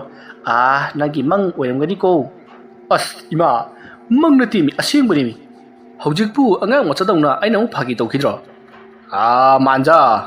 ꯄꯥꯕꯨꯡ ꯑꯩꯅ ꯍꯥꯏꯁꯤ ꯑꯁꯦꯡꯕꯅꯦꯕ ꯍꯣꯏꯅꯦ ꯍꯣꯏꯅꯦ ꯂꯥꯛꯑꯣ ꯀꯩꯗꯧꯔꯒꯦ ꯆꯥꯛ ꯆꯥꯅꯕ ꯇꯧꯔꯁꯤ ꯑꯩꯁꯦ ꯆꯥꯛ ꯂꯥꯝꯅ ꯂꯣꯏꯔꯕꯅꯤ ꯂꯥꯛꯑꯣ ꯑꯁꯣꯝꯅ ꯃꯥꯟꯖꯒꯤ ꯃꯄꯥꯕꯨꯡꯗꯣ ꯂꯀꯛ ꯂꯀꯛ ꯋꯥ ꯈꯔ ꯍꯥꯏꯔꯝꯂꯕꯒꯤ ꯇꯨꯡꯗ ꯆꯥꯛꯈꯨꯝꯂꯣꯝꯗ ꯆꯪꯈ꯭ꯔꯤ ꯃꯥꯟꯖꯒꯤ ꯃꯃꯥꯁꯨ ꯑꯗꯨ ꯃꯉꯥꯏ ꯆꯥꯛꯈꯨꯝꯂꯣꯝꯗ ꯆꯪꯈ꯭ꯔꯤ ꯃꯁꯤꯗꯒꯤꯗꯤ ꯃꯥꯟꯖ ꯃꯈꯣꯏ ꯑꯍꯜ ꯑꯅꯤꯗꯨꯒꯤ ꯃꯇꯨꯡ ꯏꯟꯅꯔꯛꯇꯨꯅ ꯃꯍꯥꯛꯁꯨ ꯆꯥꯛꯈꯨꯝꯂꯣꯝꯗ ꯐꯝꯊꯗꯨꯅ ꯆꯥꯛ ꯆꯥꯔꯤ ꯑꯁꯣꯝꯗ ꯃꯈꯣꯏꯅ ꯆꯥꯛ ꯆꯥꯔꯤꯉꯩ ꯇꯥꯟꯖꯥ ꯑꯗꯨꯗ ꯂꯩꯀꯥꯏ ꯑꯗꯨꯗ ꯂꯩꯔꯤꯕ ꯃꯤꯌꯥꯝꯁꯤꯡ ꯑꯗꯨꯅ ꯍꯤꯡꯆꯥꯕꯤ ꯊꯣꯛꯂꯦ ꯍꯥꯏꯗꯨꯅ ꯂꯥꯎꯅꯕꯗꯣ ꯃꯈꯣꯏꯅ ꯇꯥꯈꯤ ꯂꯥꯎꯅꯔꯤꯕꯗꯨ ꯇꯥꯕꯗ ꯃꯥꯟꯖ ꯆꯥꯛ ꯆꯥꯔꯤꯕ ꯃꯈꯨꯠ ꯑꯗꯨ ꯍꯥꯝꯗꯕ ꯃꯈꯩ ꯃꯅꯤꯡ ꯊꯣꯡꯂꯣꯝꯗ ꯆꯦꯟꯊꯣꯛꯇꯨꯅ ꯀꯩꯗꯧꯅꯔꯕꯖꯥꯠꯅꯣ ꯍꯥꯏꯗꯨꯅ ꯀꯣꯏꯂꯩ ꯂꯩꯗꯨꯅ ꯌꯦꯡꯂꯛꯏ ꯑꯗꯨꯝꯅ ꯃꯥꯟꯖꯅ ꯌꯦꯡꯅꯔꯛꯄꯗꯗꯤ ꯂꯩꯀꯥꯏ ꯑꯗꯨꯗ ꯂꯩꯔꯤꯕ ꯃꯤ ꯄꯨꯝꯅꯃꯛ ꯊꯤꯂꯤ ꯊꯤꯂꯤ ꯇꯥꯔꯤꯕ ꯅꯣꯡ ꯃꯔꯛ ꯑꯗꯨꯗ ꯃꯥꯒꯤ ꯑꯣꯏꯕ ꯃꯩ ꯑꯃꯃꯝ ꯄꯥꯏꯗꯨꯅ ꯍꯤꯡꯆꯥꯕꯤ ꯇꯥꯟꯅꯔꯤꯕꯅꯤ ꯍꯥꯏꯗꯨꯅ ꯅꯥꯀꯜ ꯑꯃꯗꯒꯤ ꯑꯃꯗ ꯀꯣꯏꯆꯦꯟ ꯆꯦꯜꯂꯤꯕꯗꯣ ꯎꯔꯤ ꯃꯗꯨ ꯎꯕꯗ ꯃꯥꯟꯖꯅ ꯏꯃꯨꯡꯗ ꯄ꯭ꯔꯞ ꯆꯪꯁꯤꯜꯂꯛꯇꯨꯅ ꯏꯃꯥ ꯄꯥꯕꯨꯡ ꯂꯩꯀꯥꯏꯁꯤꯗ ꯍꯤꯡꯆꯥꯕꯤ ꯊꯣꯛꯏ ꯍꯥꯏꯁꯤ ꯀꯃꯥꯏꯅ ꯇꯧꯕꯅꯣ ꯑꯝꯇ ꯍꯪꯉꯨꯈꯤꯒꯦ ꯑꯁꯣꯝꯅ ꯍꯥꯏꯔꯒ ꯃꯥꯟꯖꯅ ꯃꯍꯥꯛꯀꯤꯁꯨ ꯈꯨꯠꯂꯥꯏ ꯑꯃ ꯄꯥꯏꯔꯒ ꯂꯩꯀꯥꯏ ꯃꯌꯥꯝꯅ ꯀꯣꯏꯇꯥꯟ ꯇꯥꯟꯅꯔꯤꯕ ꯑꯗꯣꯝꯗ ꯆꯠꯅꯅꯕ ꯍꯣꯠꯅꯔꯛꯏ ꯑꯗꯨꯝꯅ ꯇꯧꯔꯛꯄ ꯑꯗꯨꯗ ꯃꯥꯟꯖꯒꯤ ꯃꯄꯥꯒ ꯃꯃꯥꯒꯅ ꯃꯥꯟꯖꯕꯨ ꯈꯥꯝꯂꯝꯃꯤ ꯑꯗꯨꯒ ꯍꯥꯏ ꯅꯈꯣꯏꯒꯨꯝꯕ ꯑꯉꯥꯡ ꯄꯦꯊꯋꯥ ꯑꯃꯅ ꯇꯥꯟꯅꯔꯒ ꯍꯦꯛꯇ ꯐꯪꯒꯗꯕ ꯅꯠꯇꯦꯅꯦ ꯍꯥꯏ ꯆꯥꯛ ꯇꯨꯝ ꯆꯥꯅꯅꯕ ꯇꯧ ꯃꯁꯤꯗꯤ ꯋꯥꯔꯤ ꯈꯪꯗꯕ ꯁꯥꯔꯗꯅ ꯑꯗꯨꯝꯅ ꯍꯥꯏꯔꯛꯄꯗꯨꯗ ꯃꯥꯟꯖ ꯀꯔꯤꯅꯣ ꯑꯃꯗꯤ ꯂꯩꯔꯦ ꯍꯥꯏꯕ ꯃꯍꯥꯛ ꯈꯪꯈꯤ ꯃꯁꯤꯗꯒꯤ ꯃꯍꯥꯛꯅ ꯍꯥꯡꯗꯣꯛꯂꯤꯕ ꯃꯅꯤꯡ ꯊꯣꯡ ꯑꯗꯣ ꯇꯞꯅ ꯂꯣꯟꯁꯤꯜꯂꯤ ꯑꯗꯨꯗꯨꯒ ꯃꯍꯥꯛ ꯃꯈꯨꯠ ꯑꯗꯣ ꯑꯃꯨꯛ ꯍꯟꯅ ꯍꯥꯝꯂꯒ ꯃꯍꯥꯛꯀꯤ ꯆꯥꯂꯨꯛ ꯑꯗꯨꯗ ꯐꯝꯊꯩ ꯃꯁꯤꯗꯒꯤꯗꯤ ꯃꯥꯟꯖꯒꯤ ꯃꯄꯥꯕꯨꯡ ꯑꯃꯗꯤ ꯃꯃꯥꯅ ꯆꯥꯛ ꯑꯗꯣ ꯃꯥꯟꯖꯗ ꯍꯥꯏꯐꯦꯠ ꯌꯦꯡꯉꯝꯂꯒ ꯆꯥꯕ ꯍꯧꯈ꯭ꯔꯤ ꯃꯥꯟꯖꯗꯤ ꯆꯥꯛ ꯑꯗꯣ ꯆꯥꯗ꯭ꯔꯤ ꯉꯥꯏꯍꯥꯛ ꯄꯨꯈꯝ ꯑꯗꯨꯗ ꯃꯀꯣꯛ ꯅꯣꯟꯊꯗꯨꯅ ꯌꯦꯡꯗꯨꯅ ꯂꯩꯔꯝꯂꯒ ꯃꯄꯥꯕꯨꯡꯗ ꯑꯣꯟꯁꯤꯟꯗꯨꯅ ꯄꯥꯕꯨꯡ ꯀꯃꯥꯏꯅ ꯇꯧꯕ ꯋꯥꯔꯤꯅꯣ ꯂꯩꯀꯥꯏ ꯈꯨꯜ ꯑꯁꯤꯅ ꯇꯧꯔꯤꯕꯁꯤꯕꯨ ꯀꯔꯤꯅꯣ ꯍꯤꯡꯆꯥꯕꯤ ꯊꯣꯛꯑꯦ ꯍꯥꯏꯗꯨꯅ ꯂꯥꯎꯗꯨꯅ ꯇꯥꯟꯅꯔꯤꯕꯁꯤꯅ ꯀꯅꯥ ꯃꯥꯟꯖꯥ ꯏꯄꯥ ꯋꯥ ꯍꯥꯏꯒꯦ ꯂꯩꯀꯥꯏ ꯈꯨꯜ ꯑꯁꯤꯗ ꯅꯍꯥꯟꯋꯥꯏꯗ ꯍꯤꯡꯆꯥꯕꯤ ꯁꯥꯟꯅꯕ ꯃꯥꯏꯕꯤ ꯑꯃ ꯂꯩꯔꯝꯃꯤ ꯍꯥꯏꯔꯤꯕ ꯍꯤꯡꯆꯥꯕꯤ ꯁꯥꯟꯅꯕ ꯃꯥꯏꯕꯤ ꯑꯁꯤ ꯂꯩꯀꯥꯏ ꯃꯤꯌꯥꯝꯅ ꯈꯪꯂꯛꯄꯗꯒꯤ ꯃꯍꯥꯛꯄꯨ ꯅꯝꯗꯨꯅ ꯐꯥꯔꯦ ꯍꯥꯏꯔꯒ ꯃꯍꯥꯛꯄꯨ ꯍꯥꯠꯈꯤ ꯑꯗꯨꯕꯨ ꯃꯍꯥꯛ ꯑꯗꯨ ꯃꯩꯅꯁꯨ ꯆꯥꯛꯈꯤꯗꯤ ꯃꯁꯤꯗꯒꯤꯗꯤ ꯃꯩ ꯊꯥꯗꯣꯛꯂꯕꯁꯨ ꯆꯥꯛꯇꯕ ꯑꯗꯨꯗ ꯂꯩꯀꯥꯏ ꯃꯌꯥꯝ ꯃꯥꯟꯅꯔꯒ ꯑꯩꯈꯣꯏꯅ ꯂꯩꯔꯤꯕ ꯈꯨꯜ ꯑꯁꯤꯒꯤ ꯎꯃꯪ ꯑꯆꯧꯕꯗ ꯆꯠꯇꯨꯅ ꯐꯨꯝꯈꯤꯕꯅꯤ ꯍꯥꯏꯔꯤꯕ ꯍꯤꯡꯆꯥꯕꯤ ꯑꯗꯨꯒꯤ ꯊꯋꯥꯏ ꯃꯤꯔꯦꯜ ꯑꯗꯨꯅ ꯂꯩꯀꯥꯏ ꯈꯨꯜ ꯑꯁꯤꯗ ꯂꯥꯛꯇꯨꯅ ꯅꯨꯡꯇꯤꯒꯤ ꯁꯥꯍꯤꯡ ꯅꯥꯍꯤꯡ ꯆꯥꯕ ꯃꯤ ꯍꯥꯠꯄ ꯀꯌꯥ ꯑꯃ ꯇꯧꯔꯛꯈꯤ ꯄꯥꯕꯨꯡ ꯉꯥꯛꯇ ꯉꯥꯏꯈꯣꯅꯦ ꯀꯩꯗꯧꯔꯒꯦꯅꯦ ꯀꯔꯤ ꯃꯩ ꯊꯥꯕꯗ ꯆꯥꯛꯇꯕ ꯆꯥꯛꯈꯤꯗꯕꯅꯤ ꯏꯕꯨꯡꯉꯣ ꯍꯦꯔꯥ ꯄꯥꯕꯨꯡ ꯃꯩꯅ ꯆꯥꯛꯄ ꯉꯝꯗꯕ ꯄꯣꯠꯄꯨ ꯀꯔꯤ ꯂꯩꯒꯦ ꯌꯣꯠ ꯐꯥꯎꯕ ꯃꯍꯤ ꯂꯥꯡꯊꯣꯛꯂꯤꯕꯅꯤ ꯄꯨꯡ 5-6 ꯆꯪꯉꯕꯁꯨ ꯆꯪꯅ ꯃꯩ ꯊꯥꯒꯗꯕꯅꯤꯅꯦ ꯄꯥꯕꯨꯡ ꯏꯕꯨꯡꯉꯣ ꯄꯨꯡ 5-6ꯀꯤ ꯋꯥ ꯅꯠꯇꯦ ꯅꯨꯃꯤꯠ 4ꯅꯤ ꯆꯨꯞꯅ ꯃꯩ ꯊꯥꯔꯤꯕꯅꯤ ꯃꯍꯥꯛ ꯑꯁꯤ ꯁꯨꯡꯂꯦꯞ ꯂꯦꯞꯇꯅ ꯑꯗꯨꯕꯨ ꯃꯁꯥ ꯑꯗꯨ ꯆꯥꯛꯄ ꯉꯝꯈꯤꯗꯕꯅꯤ ꯃꯍꯥꯛꯀꯤ ꯃꯁꯥ ꯂꯥꯏꯔꯗꯅ ꯃꯁꯝ ꯐꯥꯎꯕ ꯀꯥꯕꯛ ꯆꯥꯛꯂꯒ ꯀꯨꯔꯨ ꯇꯥꯁꯟꯗꯨꯅ ꯌꯥꯝꯅ ꯀꯤꯕ ꯁꯛꯇꯝ ꯑꯃꯗ ꯑꯣꯟꯊꯣꯔꯛꯂꯤꯕꯅꯤ ꯃꯁꯥ ꯑꯗꯨ ꯃꯨꯁꯤꯜꯂꯛꯂꯒ ꯃꯃꯤꯠ ꯀꯥꯗꯨꯅ ꯏꯔꯥꯎ ꯂꯥꯎꯅ ꯑꯁꯤꯕ ꯃꯥꯅ ꯄꯥꯡꯊꯣꯔꯛꯂꯤꯕꯅꯤ ꯃꯍꯥꯛꯀꯤ ꯄꯣꯠꯂꯣꯏꯕ ꯃꯤ ꯄꯨꯝꯅꯃꯛ ꯀꯤꯅꯕꯗꯒꯤ ꯃꯍꯥꯛ ꯑꯗꯨ ꯄꯣꯠꯂꯣꯏꯕ ꯉꯝꯂꯔꯣꯏ ꯍꯥꯏꯗꯅ ꯃꯍꯥꯛꯄꯨ ꯊꯥꯗꯣꯛꯅꯔꯛꯄꯗꯒꯤ ꯑꯃꯥꯏꯕꯁꯤꯡ ꯇꯥꯟꯅꯔꯒ ꯃꯍꯥꯛ ꯑꯁꯤ ꯎꯃꯪ ꯑꯗꯨꯗ ꯐꯨꯝꯈꯤꯕꯅꯤ ꯑꯗꯨꯕꯨ ꯃꯇꯝ ꯈꯔꯒꯤ ꯃꯇꯨꯡꯗ ꯃꯍꯥꯛꯀꯤ ꯊꯋꯥꯏ ꯕꯤꯔꯦꯜꯅ ꯂꯩꯀꯥꯏ ꯑꯁꯤꯗ ꯂꯥꯛꯇꯨꯅ ꯇꯝꯅꯔꯛꯄꯗꯒꯤ ꯑꯃꯗꯤ ꯃꯤꯆꯤ ꯃꯤꯅꯥ ꯀꯌꯥ ꯑꯃ ꯅꯪꯍꯜꯂꯛꯄ ꯃꯊꯪ ꯇꯧꯔꯛꯄꯗꯒꯤ ꯂꯩꯀꯥꯏ ꯑꯁꯤꯒꯤ ꯃꯤꯌꯥꯝꯅ ꯑꯃꯥꯏꯕ ꯑꯃ ꯀꯧꯗꯨꯅ ꯃꯍꯥꯛꯄꯨ ꯑꯃꯨꯛ ꯍꯟꯅ ꯃꯍꯥꯛꯀꯤ ꯊꯋꯥꯏ ꯃꯤꯔꯦꯜ ꯑꯗꯨ ꯐꯥꯖꯤꯟꯈꯤꯕꯅꯤ ꯑꯗꯨꯕꯨ ꯍꯧꯖꯤꯛ ꯑꯃꯨꯛ ꯉꯁꯤ ꯑꯃꯨꯛ ꯇꯧꯔꯛꯂꯤꯕ ꯑꯁꯤꯅꯤ ꯅꯈꯣꯏꯗꯤ ꯈꯪꯂꯝꯂꯔꯣꯏ ꯑꯩꯗꯤ ꯉꯁꯤꯗꯒꯤ ꯍꯞꯇꯥ ꯑꯃꯅꯤꯒꯤ ꯃꯃꯥꯡꯗ ꯈꯪꯈ꯭ꯔꯕꯅꯤ ꯃꯍꯥꯛ ꯊꯣꯛꯂꯛꯂꯦ ꯍꯥꯏꯕꯁꯤ ꯄꯥꯕꯨꯡꯗꯤ ꯃꯇꯧ ꯀꯔꯝꯅ ꯈꯪꯂꯤꯕ ꯉꯍꯥꯟ ꯅꯣꯡꯃꯩꯅ ꯌꯦꯅꯈꯥꯗ ꯅꯨꯃꯤꯗꯥꯡ ꯑꯃ ꯃꯄꯥꯟ ꯊꯣꯛꯂꯤꯉꯩꯗ ꯑꯩꯅ ꯏꯃꯨꯡꯗ ꯒꯨꯗ꯭ꯔꯨꯡ ꯆꯦꯟꯁꯤꯜꯂꯛꯈꯤꯗꯅ ꯃꯗꯨꯗ ꯅꯪꯅ ꯄꯥꯕꯨꯡ ꯀꯩꯗꯧꯔꯦ ꯍꯥꯏꯗꯨꯅ ꯍꯪꯕꯗ ꯑꯩꯅ ꯀꯩꯁꯨ ꯇꯧꯗꯦ ꯊꯣꯡꯖꯤꯟꯗ ꯈꯨꯗꯤ ꯊꯤꯖꯤꯟꯕꯅꯤ ꯍꯥꯏꯗꯅ ꯈꯨꯝꯈꯤꯗꯅ ꯍꯣꯏ ꯄꯥꯕꯨꯡ ꯑꯗꯨ ꯀꯩꯗꯧꯔꯕ ꯃꯗꯣ ꯍꯤꯡꯆꯥꯕꯤꯗꯨ ꯎꯕꯗꯒꯤꯅꯤ ꯑꯩꯈꯣꯏꯒꯤ ꯃꯅꯤꯡꯒꯤ ꯆꯣꯔꯐꯣꯟ ꯄꯥꯝꯕꯤ ꯑꯁꯤꯗ ꯃꯤꯠ ꯑꯗꯨ ꯏꯂꯪ ꯂꯪꯂꯒ ꯃꯁꯥ ꯃꯔꯦꯟ ꯐꯟꯗꯣꯛꯇꯨꯅ ꯃꯁꯝꯁꯤꯡ ꯑꯗꯨ ꯐꯟꯗꯣꯛꯂꯒ ꯑꯩꯉꯣꯟꯗ ꯂꯪꯇ꯭ꯔꯤꯛ ꯂꯪꯅ ꯌꯦꯡꯗꯨꯅ ꯂꯩꯔꯝꯂꯤꯕꯅꯤ ꯃꯗꯨ ꯎꯕꯗꯒꯤꯅꯤ ꯑꯩꯅ ꯕꯨꯗ꯭ꯔꯨꯡ ꯆꯦꯟꯁꯤꯜꯂꯛꯂꯤꯕꯗꯣ ꯑꯗꯨꯗꯤ ꯄꯥꯕꯨꯡ ꯃꯍꯥꯛꯁꯤꯕꯨ ꯃꯇꯧ ꯀꯔꯝꯅ ꯂꯩꯇꯥꯏꯅꯒꯗꯧꯔꯤꯕꯅꯣ ꯑꯩ ꯍꯥꯏꯒꯦ ꯑꯃꯥꯏꯕ ꯑꯃ ꯇꯧꯔꯒ ꯃꯍꯥꯛ ꯑꯁꯤ ꯂꯩꯇꯥꯏꯅꯒꯗꯕꯅꯤ ꯑꯗꯨꯗ ꯂꯨꯔꯤꯕꯗꯤ ꯃꯥꯕꯨ ꯇꯥꯏꯅꯒꯗꯧꯔꯤꯕ ꯑꯃꯥꯏꯕ ꯑꯗꯨꯁꯨ ꯍꯧꯖꯤꯛꯇꯤ ꯂꯩꯈꯤꯗ꯭ꯔꯦ ꯈꯪꯗ꯭ꯔꯦ ꯂꯩꯀꯥꯏ ꯈꯨꯜ ꯑꯁꯤꯅ ꯀꯔꯤ ꯋꯥꯔꯦꯞ ꯂꯧꯔꯛꯄꯒꯦ ꯍꯥꯏꯕꯗꯣ ꯇꯥꯕ ꯇꯥꯕꯅꯤ ꯄꯥꯕꯨꯡꯅ ꯉꯁꯤꯗꯒꯤ ꯍꯞꯇꯥ ꯑꯃꯅꯤꯒꯤ ꯃꯃꯥꯡꯗ ꯄꯣꯠꯇꯨ ꯎꯕꯤꯔꯒꯗꯤ ꯄꯥꯕꯨꯡꯅ ꯑꯩꯈꯣꯏꯗ ꯑꯃꯗꯤ ꯏꯃꯥꯗ ꯑꯗꯨꯒ ꯂꯩꯀꯥꯏ ꯃꯤꯌꯥꯝꯗꯁꯨ ꯍꯥꯏꯒꯗꯕꯅꯤ ꯑꯗꯨꯝꯅ ꯍꯥꯏꯗꯣꯛꯇ꯭ꯔꯕꯗꯤ ꯑꯩꯈꯣꯏꯅꯁꯨ ꯄꯥꯕꯨꯡꯅ ꯊꯦꯡꯅꯈ꯭ꯔ ꯃꯇꯨꯡ ꯑꯃꯨꯛ ꯊꯦꯡꯅꯔꯣ ꯃꯤꯍꯨꯠ ꯆꯦꯟꯈꯠꯇꯨꯅ ꯁꯤꯔꯣ ꯅꯠꯇ꯭ꯔꯒꯅ ꯃꯍꯥꯛꯅ ꯑꯩꯈꯣꯏꯕꯨ ꯈꯧꯔꯤ ꯃꯦꯠꯂꯒ ꯍꯥꯠꯂꯣ ꯑꯩꯈꯣꯏꯒꯤ ꯃꯥꯡꯖꯕ ꯅꯠꯇꯕ꯭ꯔꯅꯤ ꯄꯥꯕꯨꯡ ꯑꯩꯅ ꯅꯈꯣꯏꯗ ꯍꯥꯏꯗꯣꯛꯇ꯭ꯔꯤꯕꯒꯤ ꯃꯔꯝꯗꯤ ꯀꯤꯈꯤꯅꯤ ꯍꯥꯏꯗꯨꯅ ꯇꯧꯕꯅꯤꯅꯦ ꯃꯔꯛ ꯃꯔꯛꯇ ꯑꯗꯨꯝꯅ ꯍꯥꯏꯐꯦꯠ ꯎꯔꯝꯃꯒ ꯑꯗꯨꯃꯛ ꯂꯥꯛꯈꯤꯗꯕꯁꯨ ꯌꯥꯎꯏ ꯑꯗꯨꯗ ꯑꯩꯅ ꯅꯈꯣꯏ ꯀꯤꯈꯤꯅꯤ ꯍꯥꯏꯗꯨꯅ ꯍꯥꯏꯗꯣꯛꯇꯕꯅꯤ ꯑꯗꯨꯕꯨ ꯌꯥꯔꯛꯇꯕꯗꯒꯤ ꯍꯥꯏꯗꯣꯔꯛꯂꯤꯕꯁꯤꯅꯦ ꯃꯗꯨꯒꯤꯁꯨ ꯃꯊꯛꯇ ꯃꯥꯒꯤ ꯃꯔꯝꯗ ꯋꯥꯔꯤ ꯁꯥꯕꯁꯦ ꯌꯥꯝꯅ ꯈꯨꯗꯣꯡ ꯊꯤꯈ꯭ꯔꯕ ꯖꯥꯠꯅꯤ ꯍꯣꯔꯦꯟ ꯑꯍꯤꯡ ꯑꯩꯈꯣꯏꯒꯤ ꯏꯃꯨꯡꯗ ꯀꯔꯤ ꯇꯧꯔꯛꯀꯅꯤ ꯍꯥꯏꯕ ꯉꯝꯗꯦ ꯃꯥꯒꯤ ꯃꯔꯝꯗ ꯋꯥꯔꯤ ꯁꯥꯔꯨꯔꯕꯗꯤ ꯋꯥꯔꯤ ꯁꯥꯔꯤꯕ ꯏꯃꯨꯡ ꯑꯗꯨꯗ ꯃꯍꯥꯛꯅ ꯁꯣꯏꯗꯅ ꯇꯝꯅꯕ ꯑꯀꯤ ꯑꯈꯪ ꯄꯤꯕꯗ ꯅꯠꯇꯅ ꯃꯥꯟꯖꯥꯡ ꯀꯌꯥ ꯑꯃ ꯃꯥꯡꯍꯟ ꯇꯥꯛꯍꯜꯂꯤꯕꯅꯤ ꯑꯗꯨꯅ ꯈꯪꯗ꯭ꯔꯦ ꯑꯩꯈꯣꯏꯗ ꯍꯣꯔꯦꯟ ꯀꯩꯗꯧꯔꯛꯀꯗꯧꯔꯤꯕꯅꯣ ꯑꯁꯨꯝꯅ ꯋꯥꯔꯤ ꯋꯥꯇꯥꯏ ꯁꯥꯟꯅꯗꯨꯅ ꯂꯩꯔꯤꯉꯩ ꯂꯩꯀꯥꯏ ꯃꯤꯌꯥꯝ ꯑꯗꯣ ꯌꯥꯝꯅ ꯀꯟꯅ ꯂꯥꯎꯅꯔꯝꯕꯗꯒꯤ ꯇꯨꯃꯤꯟꯅ ꯑꯃꯨꯛ ꯂꯩꯈ꯭ꯔꯦ ꯅꯨꯃꯤꯠ ꯑꯗꯨꯃꯗꯤ ꯅꯣꯡ ꯊꯤꯂꯤ ꯊꯤꯂꯤ ꯇꯥꯔꯝꯕꯗꯒꯤ ꯌꯥꯝꯅ ꯀꯟꯅ ꯇꯥꯁꯤꯜꯂꯛꯈꯤ ꯅꯣꯡ ꯇꯥꯁꯤꯜꯂꯛꯄꯗꯨꯗ ꯂꯩꯀꯥꯏ ꯃꯌꯥꯝꯁꯨ ꯍꯤꯡꯆꯥꯕꯤ ꯇꯥꯟꯅꯕꯗꯣ ꯇꯣꯛꯂꯗꯨꯅ ꯌꯨꯝꯗ ꯆꯪꯅꯈꯤꯕ ꯑꯣꯏꯔꯝꯒꯗꯕꯁꯨ ꯃꯥꯜꯂꯤ ꯃꯥꯟꯖꯥ ꯆꯥꯛ ꯆꯥꯕ ꯇꯣꯛꯂꯕꯒꯤ ꯇꯨꯡꯗ ꯃꯍꯥꯛ ꯐꯃꯨꯡꯗ ꯆꯪꯁꯤꯟꯗꯨꯅ ꯂꯣꯡꯅ ꯍꯤꯞꯇꯨꯅ ꯂꯩꯔꯤ ꯑꯗꯨꯒ ꯃꯍꯥꯛꯀꯤ ꯃꯁꯥꯗ ꯉꯁꯥꯏ ꯃꯍꯥꯛꯅ ꯃꯃꯤꯠ ꯄꯥꯡꯊꯣꯔꯛꯄꯗ ꯏ ꯇꯩꯗꯨꯅ ꯂꯩꯔꯝꯂꯒ ꯃꯃꯥ ꯍꯣꯏꯗ ꯄꯥꯎ ꯄꯤꯅꯕꯒꯤ ꯂꯥꯛꯄꯗ ꯀꯔꯤ ꯑꯃꯠꯇ ꯇꯧꯔꯝꯈꯤꯗꯕ ꯑꯗꯨꯗ ꯃꯍꯥꯛ ꯍꯦꯟꯅ ꯉꯛꯈꯤꯕꯅꯤ ꯃꯗꯨꯒꯤ ꯋꯥꯐꯝ ꯑꯗꯣ ꯍꯧꯖꯤꯛꯁꯨ ꯃꯍꯥꯛ ꯈꯟꯖꯤꯜꯂꯨꯕꯗ ꯑꯗꯨꯃꯛ ꯉꯛꯄ ꯄꯣꯛꯂꯤ ꯑꯁꯨꯝꯅ ꯇꯧꯗꯨꯅ ꯃꯥꯟꯖꯥ ꯑꯁꯨꯝ ꯂꯩꯔꯝꯕꯗꯒꯤ ꯑꯃꯨꯛ ꯍꯟꯅ ꯃꯍꯥꯛ ꯑꯗꯣ ꯇꯨꯝꯊꯈ꯭ꯔꯦ ꯃꯍꯥꯛꯅ ꯍꯦꯛ ꯇꯨꯝꯊꯈꯤꯕꯒ ꯃꯥꯒꯤ ꯐꯃꯨꯡ ꯑꯗꯨꯒꯤ ꯂꯨꯈꯨꯝꯗ ꯀꯅꯥꯒꯨꯝꯕ ꯑꯃ ꯂꯨꯝꯂꯝꯕꯗꯒꯤ ꯇꯞꯅ ꯍꯧꯒꯠꯂꯛꯈꯤ ꯑꯗꯨꯕꯨ ꯃꯥꯟꯖꯗꯤ ꯃꯇꯝ ꯑꯗꯨꯗ ꯅꯨꯡꯉꯥꯏꯅ ꯇꯨꯝꯗꯨꯅ ꯂꯩꯔꯤꯕꯅꯤ ꯑꯁꯨꯝꯅ ꯃꯥꯟꯖꯅ ꯇꯨꯝꯗꯨꯅ ꯂꯩꯔꯤꯉꯩ ꯃꯍꯥꯛꯀꯤ ꯂꯨꯈꯨꯝꯗ ꯂꯩꯔꯝꯕꯤꯕ ꯃꯃꯤꯠ ꯃꯅꯥ ꯏꯂꯥꯎ ꯂꯥꯎꯕ ꯃꯨꯁꯤꯟ ꯃꯨꯔꯕ ꯃꯁꯝꯅ ꯈꯣꯏꯔꯤ ꯆꯔꯥ ꯍꯧꯔꯤꯕ ꯌꯦꯡꯕꯗ ꯀꯤꯅꯤꯡꯉꯥꯏ ꯑꯣꯏꯔꯕ ꯃꯐꯤ ꯁꯦꯠꯇꯕ ꯂꯥꯏꯔ ꯃꯤꯔ ꯈꯪꯗ꯭ꯔꯕ ꯄꯣꯠꯁꯛ ꯑꯗꯣ ꯍꯧꯖꯤꯛ ꯃꯥꯟꯖꯒꯤ ꯃꯃꯥꯏ ꯃꯄꯥ ꯇꯝꯅ ꯇꯞꯅ ꯆꯪꯁꯤꯜꯂꯛꯂꯤ ꯑꯗꯨꯝꯅ ꯇꯧꯔꯛꯄ ꯑꯗꯨꯗ ꯑꯁꯣꯝꯗ ꯅꯨꯡꯉꯥꯏꯅ ꯇꯨꯝꯗꯨꯅ ꯂꯩꯔꯤꯕ ꯃꯥꯟꯖꯒꯤ ꯃꯄꯥꯕꯨꯡ ꯃꯃꯪ ꯐꯠꯇꯕ ꯃꯪꯕꯗꯒꯤ ꯃꯍꯥꯛ ꯃꯤꯀꯞ ꯈꯪꯊꯣꯛꯂꯛꯂꯤ ꯃꯁꯤꯗꯒꯤꯗꯤ ꯃꯍꯥꯛꯅ ꯆꯤꯡꯅꯕ ꯑꯃꯒ ꯂꯣꯏꯅꯅ ꯃꯆꯥꯅꯨꯄꯥꯒꯤ ꯀꯥꯗ ꯃꯥꯟꯖꯥ ꯍꯥꯏꯗꯨꯅ ꯆꯦꯟꯁꯤꯜꯂꯛꯏ ꯑꯗꯨꯝꯅ ꯃꯍꯥꯛꯅ ꯆꯦꯟꯁꯤꯜꯂꯛꯄꯗ ꯍꯧꯖꯤꯛꯇꯤ ꯃꯥꯟꯖꯒꯤ ꯐꯃꯨꯡ ꯑꯗꯨꯒꯤ ꯃꯆꯤ ꯑꯃꯗ ꯃꯍꯥꯛꯅ ꯎꯔꯤ ꯍꯤꯡꯆꯥꯕꯤ ꯃꯥꯜꯂꯕ ꯌꯦꯡꯕꯗ ꯑꯀꯤꯕ ꯁꯛꯇꯝ ꯑꯣꯏꯔꯕ ꯃꯨꯁꯤꯟ ꯃꯨꯕ ꯃꯐꯤ ꯃꯔꯣꯟ ꯒ꯭ꯌꯥꯟ ꯇꯥꯗꯕ ꯃꯁꯝ ꯏꯈꯣꯏ ꯈꯣꯏꯕ ꯃꯃꯤꯠ ꯏꯔꯪ ꯂꯪꯕ ꯑꯗꯣ ꯃꯗꯨ ꯎꯕꯗ ꯃꯥꯟꯖꯒꯤ ꯃꯄꯥꯕꯨꯡ ꯆꯦꯟꯁꯤꯜꯂꯛꯂꯒ ꯍꯦ ꯅꯪ ꯀꯅꯥꯅꯣ ꯍꯥꯏꯗꯨꯅ ꯂꯥꯎꯔꯒ ꯆꯦꯟꯁꯤꯜꯂꯛꯄꯗ ꯃꯍꯥꯛꯄꯨ ꯌꯥꯝꯅ ꯀꯟꯅ ꯁꯥꯐꯨ ꯀꯟꯅ ꯀꯥꯎꯊꯣꯛꯂꯝꯂꯒ ꯊꯣꯡꯅꯥꯎ ꯑꯗꯣ ꯐꯛꯀꯥꯏꯗꯨꯅ ꯆꯦꯟꯈ꯭ꯔꯦ ꯃꯇꯝ ꯑꯗꯨꯗ ꯃꯥꯟꯖꯁꯨ ꯃꯤꯀꯞ ꯈꯪꯊꯣꯛꯂꯛꯂꯤ ꯃꯍꯥꯛꯅ ꯃꯤꯀꯞ ꯊꯣꯛꯂꯛꯄꯗ ꯃꯄꯥꯕꯨꯡꯅ ꯐꯃꯥꯡꯗ ꯂꯣꯡꯅ ꯇꯥꯗꯨꯅ ꯂꯩꯔꯝꯕ ꯑꯗꯨꯗ ꯃꯍꯥꯛ ꯄꯔꯞ ꯀꯨꯝꯊꯗꯨꯅ ꯄꯥꯕꯨꯡ ꯀꯩꯗꯧꯔꯦ ꯍꯥꯏꯗꯨꯅ ꯍꯪꯉꯤ ꯃꯇꯝ ꯑꯗꯨꯗ ꯃꯥꯟꯖꯒꯤ ꯃꯄꯥꯕꯨꯡꯅ ꯍꯧꯖꯤꯛꯇ ꯅꯪꯒꯤ ꯅꯅꯥꯛꯇ ꯍꯤꯡꯆꯥꯕꯤ ꯑꯗꯣ ꯂꯩꯔꯝꯂꯤꯕꯅꯤꯅꯦ ꯑꯩꯅ ꯍꯥꯏꯗ꯭ꯔꯣ ꯃꯥꯒꯤ ꯃꯔꯝꯗ ꯋꯥꯔꯤ ꯁꯥꯔꯨꯕ ꯍꯥꯏꯕꯁꯤ ꯌꯥꯝꯅ ꯈꯨꯗꯣꯡ ꯊꯤꯅꯤꯡꯉꯥꯏꯅꯤ ꯍꯥꯏꯗꯅ ꯌꯦꯡꯉꯨ ꯊꯣꯡꯅꯥꯎ ꯑꯁꯤ ꯐꯥꯎꯗꯣꯛꯂꯒ ꯆꯦꯟꯈ꯭ꯔꯦ ꯍꯣꯏꯅꯦ ꯄꯥꯕꯨꯡ ꯊꯣꯡꯅꯥꯎ ꯑꯁꯤꯗꯤ ꯄꯨꯡꯀꯥꯏ ꯀꯥꯏꯔꯦꯅꯦ ꯑꯗꯨꯒ ꯃꯥꯗꯤ ꯃꯇꯧ ꯀꯔꯝꯅ ꯑꯩꯒꯤ ꯀꯥ ꯑꯁꯤꯗ ꯆꯪꯉꯛꯈ꯭ꯔꯤꯕ ꯍꯤꯡꯆꯥꯕꯤ ꯍꯥꯏꯔꯦꯗꯅ ꯑꯩꯈꯣꯏꯅ ꯉꯁꯥꯏ ꯊꯣꯡ ꯍꯥꯡꯗꯣꯛꯂꯤꯉꯩ ꯃꯇꯝ ꯑꯗꯨꯗ ꯃꯍꯥꯛꯅ ꯉꯟꯅ ꯆꯪꯍꯧꯕ ꯑꯣꯏꯔꯝꯕꯁꯨ ꯌꯥꯏ ꯑꯁꯨꯝꯅ ꯍꯤꯡꯆꯥꯕꯤ ꯑꯗꯨ ꯅꯨꯃꯤꯠ ꯇꯥꯗ꯭ꯔꯤꯉꯩ ꯃꯤꯒꯤ ꯌꯨꯝꯗ ꯆꯪꯁꯤꯜꯂꯒ ꯃꯤꯒꯤ ꯑꯉꯥꯡ ꯃꯆꯥ ꯑꯃꯗꯤ ꯄꯣꯛ ꯂꯥꯎꯅ ꯏꯟꯈꯠꯂꯛꯂꯤꯕ ꯂꯩꯁꯥꯕꯤ ꯃꯆꯥ ꯄꯥꯈꯪ ꯃꯊꯪ ꯁꯦꯒꯥꯏꯗꯨꯅ ꯆꯥꯕꯒꯤ ꯋꯥꯔꯤ ꯀꯌా ꯑꯃ ꯂꯩꯔꯤꯕꯅꯤ ꯅꯪꯁꯨ ꯈꯔ ꯆꯦꯛꯁꯤꯜꯂꯨ ꯏꯕꯣ ꯑꯩ ꯅꯪ ꯁꯦꯟꯅꯕꯁꯦ ꯈꯔ ꯋꯥꯒꯗꯧꯔꯤꯀꯣ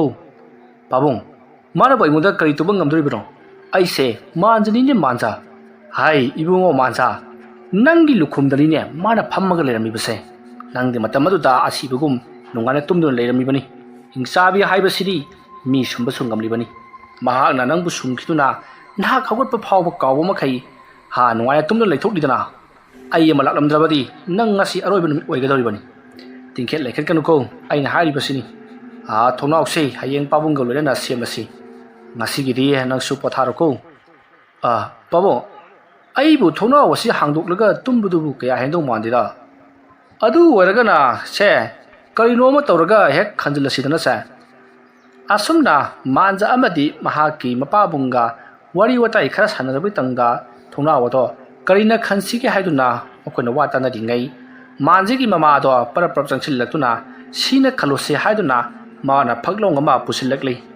masidagi di aduna wona khalasi haiduna phaglong aduna numidang aduki panga sarana ba thongna wado khansinkhri asumna tawduna matam adu haukhri manja haujik makhatana adumak tumthakhri masidagi di kari amata tarokhidri asumna tawduna matam adu haukibana mathangi nongale nongalak padu dali kai khul adugi miyam punamak ngarang thokriba thodok adugi matangda wari kaya ma sanaraki matam aduda nupa amana mayam tilibaduda ai di ngarang imit makna uhorabani aikhoi lekai sida leiriba baligi chanawadu singsabi aduna segai aduna charambado aini ubudagi mayam tanaba laukhibani marudagi mahagado mafam marang khangduna chenkhre mayam su mai paiduna mahaku tanakhi adubadumak phangkhirena hore lasina kanagi sanpi sanaw mahan gadoribano khangdre mahana tawribasi mamangthaktasu miyoi kayama hatkhrabani haujina amuk sa santa tainarakle masigi hingsabi si aikhoi mayam manaraga amuktang faraga mutup kaklaga mahakpu thongdoklaga huidra yendra ama pijatabadi yaudori ibunga huida pijabadi kharabu khanaba yai yende pijabadi chagarane as khura wani ge du haibagi wani othonga nungai khidreda asumna hairakpada mayam do ngahakti wa launa hek nui masidagi di ahal kharana hingsabi ado aikhoi kadonungda pangal thonana phaba kadongda ngamoi mahakti thawai wan khrabani maram maduna mahagase aikhoi amaiba ama thirere hairaga amuktang lochinana ba tawgadabani natrabadi pungpha phaba haibudi oidraba wafamni aduna amaiba haibana khoina khangnaba leiragadi khara haira uduna asumna mayamna hainabaduda mayamsing aduna amaiba ama muhai mana khangnaba ahiba amaiba mathang hainaraki aduda karamba amaibada makoina thajaba yaba amadi yenghansige haibado khanaba thoktre masidagi di mayamna aikhoina aspaina sum mari naraga leibnadi kanararoi maramaduna aikhoina thajaba yaba amaiba ama ngasi hayeng asida choidana puthokna bagida makta tawrasi aduga amaiba adupu kawba oina aikhoi chatlasi hainari aduga lekai adu leiriba ahal singsu yauduna meeting achouba ama tawraga amaiba karamba makoina khangbada su leibaga haibado hangtuklasi hainari asama tawduna numit aduki nungthilda meeting tawki aduga lekai aduta leiriba hingsabi adubu mataw karamna manghansige haiduna wa kaya matanarabagi tungda mayamna yanaba amkhangba ahaiba amaiba ama kawnabagi damakta warepnari adubu ngasidi numit tasalaklabanina yararoi mathangi ayukta waina kawba chalasi hainari numidangi matamni leiriba lekai aduta leiriba mi punamak magi yumda tumin mahi lenari aduga chak thongduna sanabasu yauri nakan amaromdana khul aduda leiriba nupa naha khara makoisu karigumba hingsabe adu laklabadi makoina namduna phagani amaibna natrabadi ngamloi hairiba makoina kinariba hingsabe ado makoina pharabadi makoyase yama thongna liba misakamani haibado longonabagi damakta hingsabe adu lakpa ngaisi haiduna lumduna leinari asumna tawduna leiringai haujik lekai adu leiriba mi punamak tapna loinamak tumnakhri haujik numidangi pung 10 khara heraklabani 13 tasilaklabani khul alekai adu leiriba pakhang masa amadi naha singsu mukhoi salup hingchabi aduna laklaga lekai adu leiriba sansing amadi mafam kaya da leinariba sayen nganu singado sokpananabagi damakta sanaduna leiribani asumna leiringai tanja adu maktada thaujaldo mahak latel ama faiduna mahaki khungang tamna lakli asumna mahana poyom thayom mayam ama yomsallaga latel ama paiduna mahaki leikai khungang adu tamna sum lakpada haujikti makoi ge leikai ado yoksilakli asumna mahana yoksilakpada mahaki matungda hauhuriba lambigi mapanda hauriba uwa sing aduki nakandagi kanagumba ama mahakpu sorot inarapagum tawi adumna torokpadutta thaujal ka hena kisaludi tungda sat onthokuna kolei leduna yengi aduga kanano ibu ki helibisibo karem kathai nabra haibune torokani ko asumna ngangba yaba ngalnoga thaujal akoibutu da haiphet jingamlaga mahak magi yumdu tamna parpar asum lai adumna thaujalna lakpa aduta lekai aduta ꯁꯤꯡꯆꯥꯕꯤ ꯂꯥꯛꯀꯅꯤ ꯍꯥꯏꯗꯨꯅ ꯉꯥꯛ ꯁꯦꯜꯂꯤꯕ ꯄꯥꯈꯪ ꯃꯆꯥ ꯃꯤꯑꯣꯏꯁꯤꯡ ꯑꯗꯨꯅ ꯊꯧꯖꯥꯜꯕꯨ ꯎꯕꯗꯒꯤ ꯃꯈꯣꯏ ꯆꯪꯁꯤꯜꯂꯛꯂꯦ ꯑꯗꯨꯒ ꯊꯧꯖꯥꯜꯗ ꯊꯧꯖꯥꯜ ꯅꯪꯗꯤ ꯉꯍꯥꯟ ꯃꯈꯩ ꯀꯗꯥꯏꯗ ꯆꯠꯂꯨꯔꯤꯕ ꯅꯠꯇꯦ ꯄꯣꯌꯣꯃꯣ ꯊꯥꯌꯣꯃꯣ ꯑꯍꯤꯡꯁꯤꯗ ꯍꯜꯂꯛꯂꯤꯕꯁꯤꯕꯨ ꯅꯪꯕꯨ ꯕ꯭ꯂꯦꯛ ꯀꯔꯕꯥꯔꯒ ꯇꯧꯔꯕꯅꯦ ꯑꯁ ꯀꯗꯥꯏꯗꯒꯤ ꯋꯥꯅꯣꯗ ꯑꯩꯁꯦ ꯖꯤꯔꯤꯕꯥꯝꯗ ꯆꯠꯂꯨꯕꯅꯦ ꯑꯩꯈꯣꯏꯒꯤ ꯃꯥꯃꯗꯣ ꯃꯁꯥ ꯉꯝꯗ꯭ꯔꯦꯗꯅ ꯑꯗꯒꯤ ꯑꯩꯁꯦ ꯉꯁꯤ ꯊꯣꯛꯂꯛꯄꯅꯦ ꯑꯁ ngasa ingwana yorokpa yara ponida aruda aibu thingedoriba gari ato lambi de bera tarokpadegi aise khong adum laklabani lamsang lapagi chu ware o adu ngai khone thoujal nangna pare de la tenduna karai degi o siro lambi degi thawina leri nyaina adu duga moigi du sisu hafale thaujo fale pulap fit tawsulaga laklibasini si yawdrabadi amama marak chida kamai lakani asumna hairakpadutta lekai adugi nahasing aduna fare adudi yum jehunna bha yamathuna chatloro natrabadi bo nang machet ta chani hei asumna hairakpadutta thaujal mukhoina haribasing ado karino haiba nga wakhal khalamnaga mayum jehunna bha gamgam masmak laklei asum lakpana haujiti magi yumgi thongal joroklei asumna mahakna magi thongal adutta changge haiduna hek tawbaga mahaki matungda karino ama gurung chenselai thaujal tungda kana chelakpano haiduna satlai thotru jengubadadi kana amata leramkhidi thaujalna tamnabi gaidu oiramalene oru parodaba asumna machinda murumuru saromlaga mahaki konthongodo satoklaba matungda imungomda adumak changkhrei yum jorabada mangolda kakhatuna thaujalna mahaki mamabu hanna kauri asumna kaubadagidi thaujalgi mama husu taraduna yamna haramna thongodo parap hangi masidagidi thongodo amuk parap lonsenduna hai nangbu lambi asida laklibasibu karimna taroktabra haibri nangbo ima karimtabudi tarokte blekai asigi bakhang masa makhoi kharati makutta thakten yotek thaktek kujukulai mayam ma paidana tawruga lehawi lekai khunsibu ima khana chaina baka thokpro hey aduki amata natine aikhoige lekai asidane hingsabi ama kuicha chatli mahan amuk tuiba migi nuksina loichapa sandagi ngaludagi yendagi taktana saba horabani ne hai mi suyawna charkadori poni mana chariba sangak singse hek loikhibada mi ta tainar kadori bani ima adugumba or parodaba thainagi phunga wari mando wari do ai taningdi ase ai wana halakbaga ne sakem lamajani chakrai leibri ma noi na harane khik me hele lai thajadabase ho sakpudi leiriye aduda injang leitabagi wani pare seima injang do imara akharat kai khat toroga ta thongo ai se ngasai agi kai ta chaktribani is kai na haisibo nangbu gai da laktabro gai da la adu jogu habi yadre marakta yarakta na khong adum laidana kadai phawdi tong iba nati a kasar da giro as nati dei ba kasar da gidi manipur jongona ba ai adum lakli phani ke toroge manipur jora kanda ai khoi khulse si jirom dai da oh fare imane injang nongkhat piroge asumna thojal gi ma do injang khar thunobagi da makta chachang nom da changki matam adu da thojal gi mapana ai kari tawri nunga tharuba natragana sai thangluba tawrubro babo aina kasi do padi tawri aingo tanuri sikrano haidana budi kharabudi lawru male fare potha da tawro matam siamna phatrabani ko section legadabani asomna haram laga thojal gi mapa bung mahak tumba changkhri mapa bung gi wafam adu ta thojal masada jingnaba khadi phawi ngasai mahana kugang adu ta lakpa matamda lekai adu leriba naha singna lambi da thatuna saluk oina leiramba amadi mapa bung hauji haram liba wahai singa sida mahak jingnaba khara phawraduna phimrona do parpar hongduk laga mamana leriba chakchang adu da parpar lagli aduga thaujalna amada ima lekai khulasida kari tawbage haiduna hangi asomna hanglakpadda thaujalgi mamana hauji lekai khulasida umangdagi chenthorokpa hingsabi amana yamna kanna landaribani haiduna pawdo tammi wafam adu tabada thaujalna karino haisibo haujiki asuk chakholba matam masida karaidagi laitino hingsabi no ꯐꯨꯡꯒꯥ ꯋꯥꯔꯤꯒ ꯌꯥꯝꯅ ꯃꯥꯜꯂꯤ ꯍꯥꯏꯗꯨꯅ ꯊꯧꯖꯥꯜꯅ ꯃꯃꯥꯗ ꯉꯥꯡꯂꯤ꯫ ꯑꯗꯨꯕꯨ ꯊꯧꯖꯥꯜꯒꯤ ꯃꯃꯥꯅ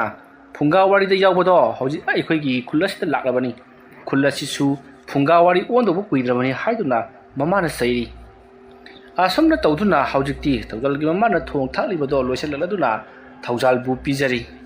ꯃꯁꯤꯗꯒꯤꯗꯤ ꯊꯧꯖꯥꯜꯁꯨ ꯃꯍꯥꯛꯀꯤ ꯇꯨꯝꯐꯝ ꯀꯥꯗ ꯂꯥꯛꯇꯨꯅ ꯃꯍꯥꯛ ꯇꯨꯝꯅꯕ ꯇꯧꯔꯤ꯫ ꯑꯗꯨꯒ ꯊꯧꯖꯥꯜꯒꯤ ꯃꯃꯥꯁꯨ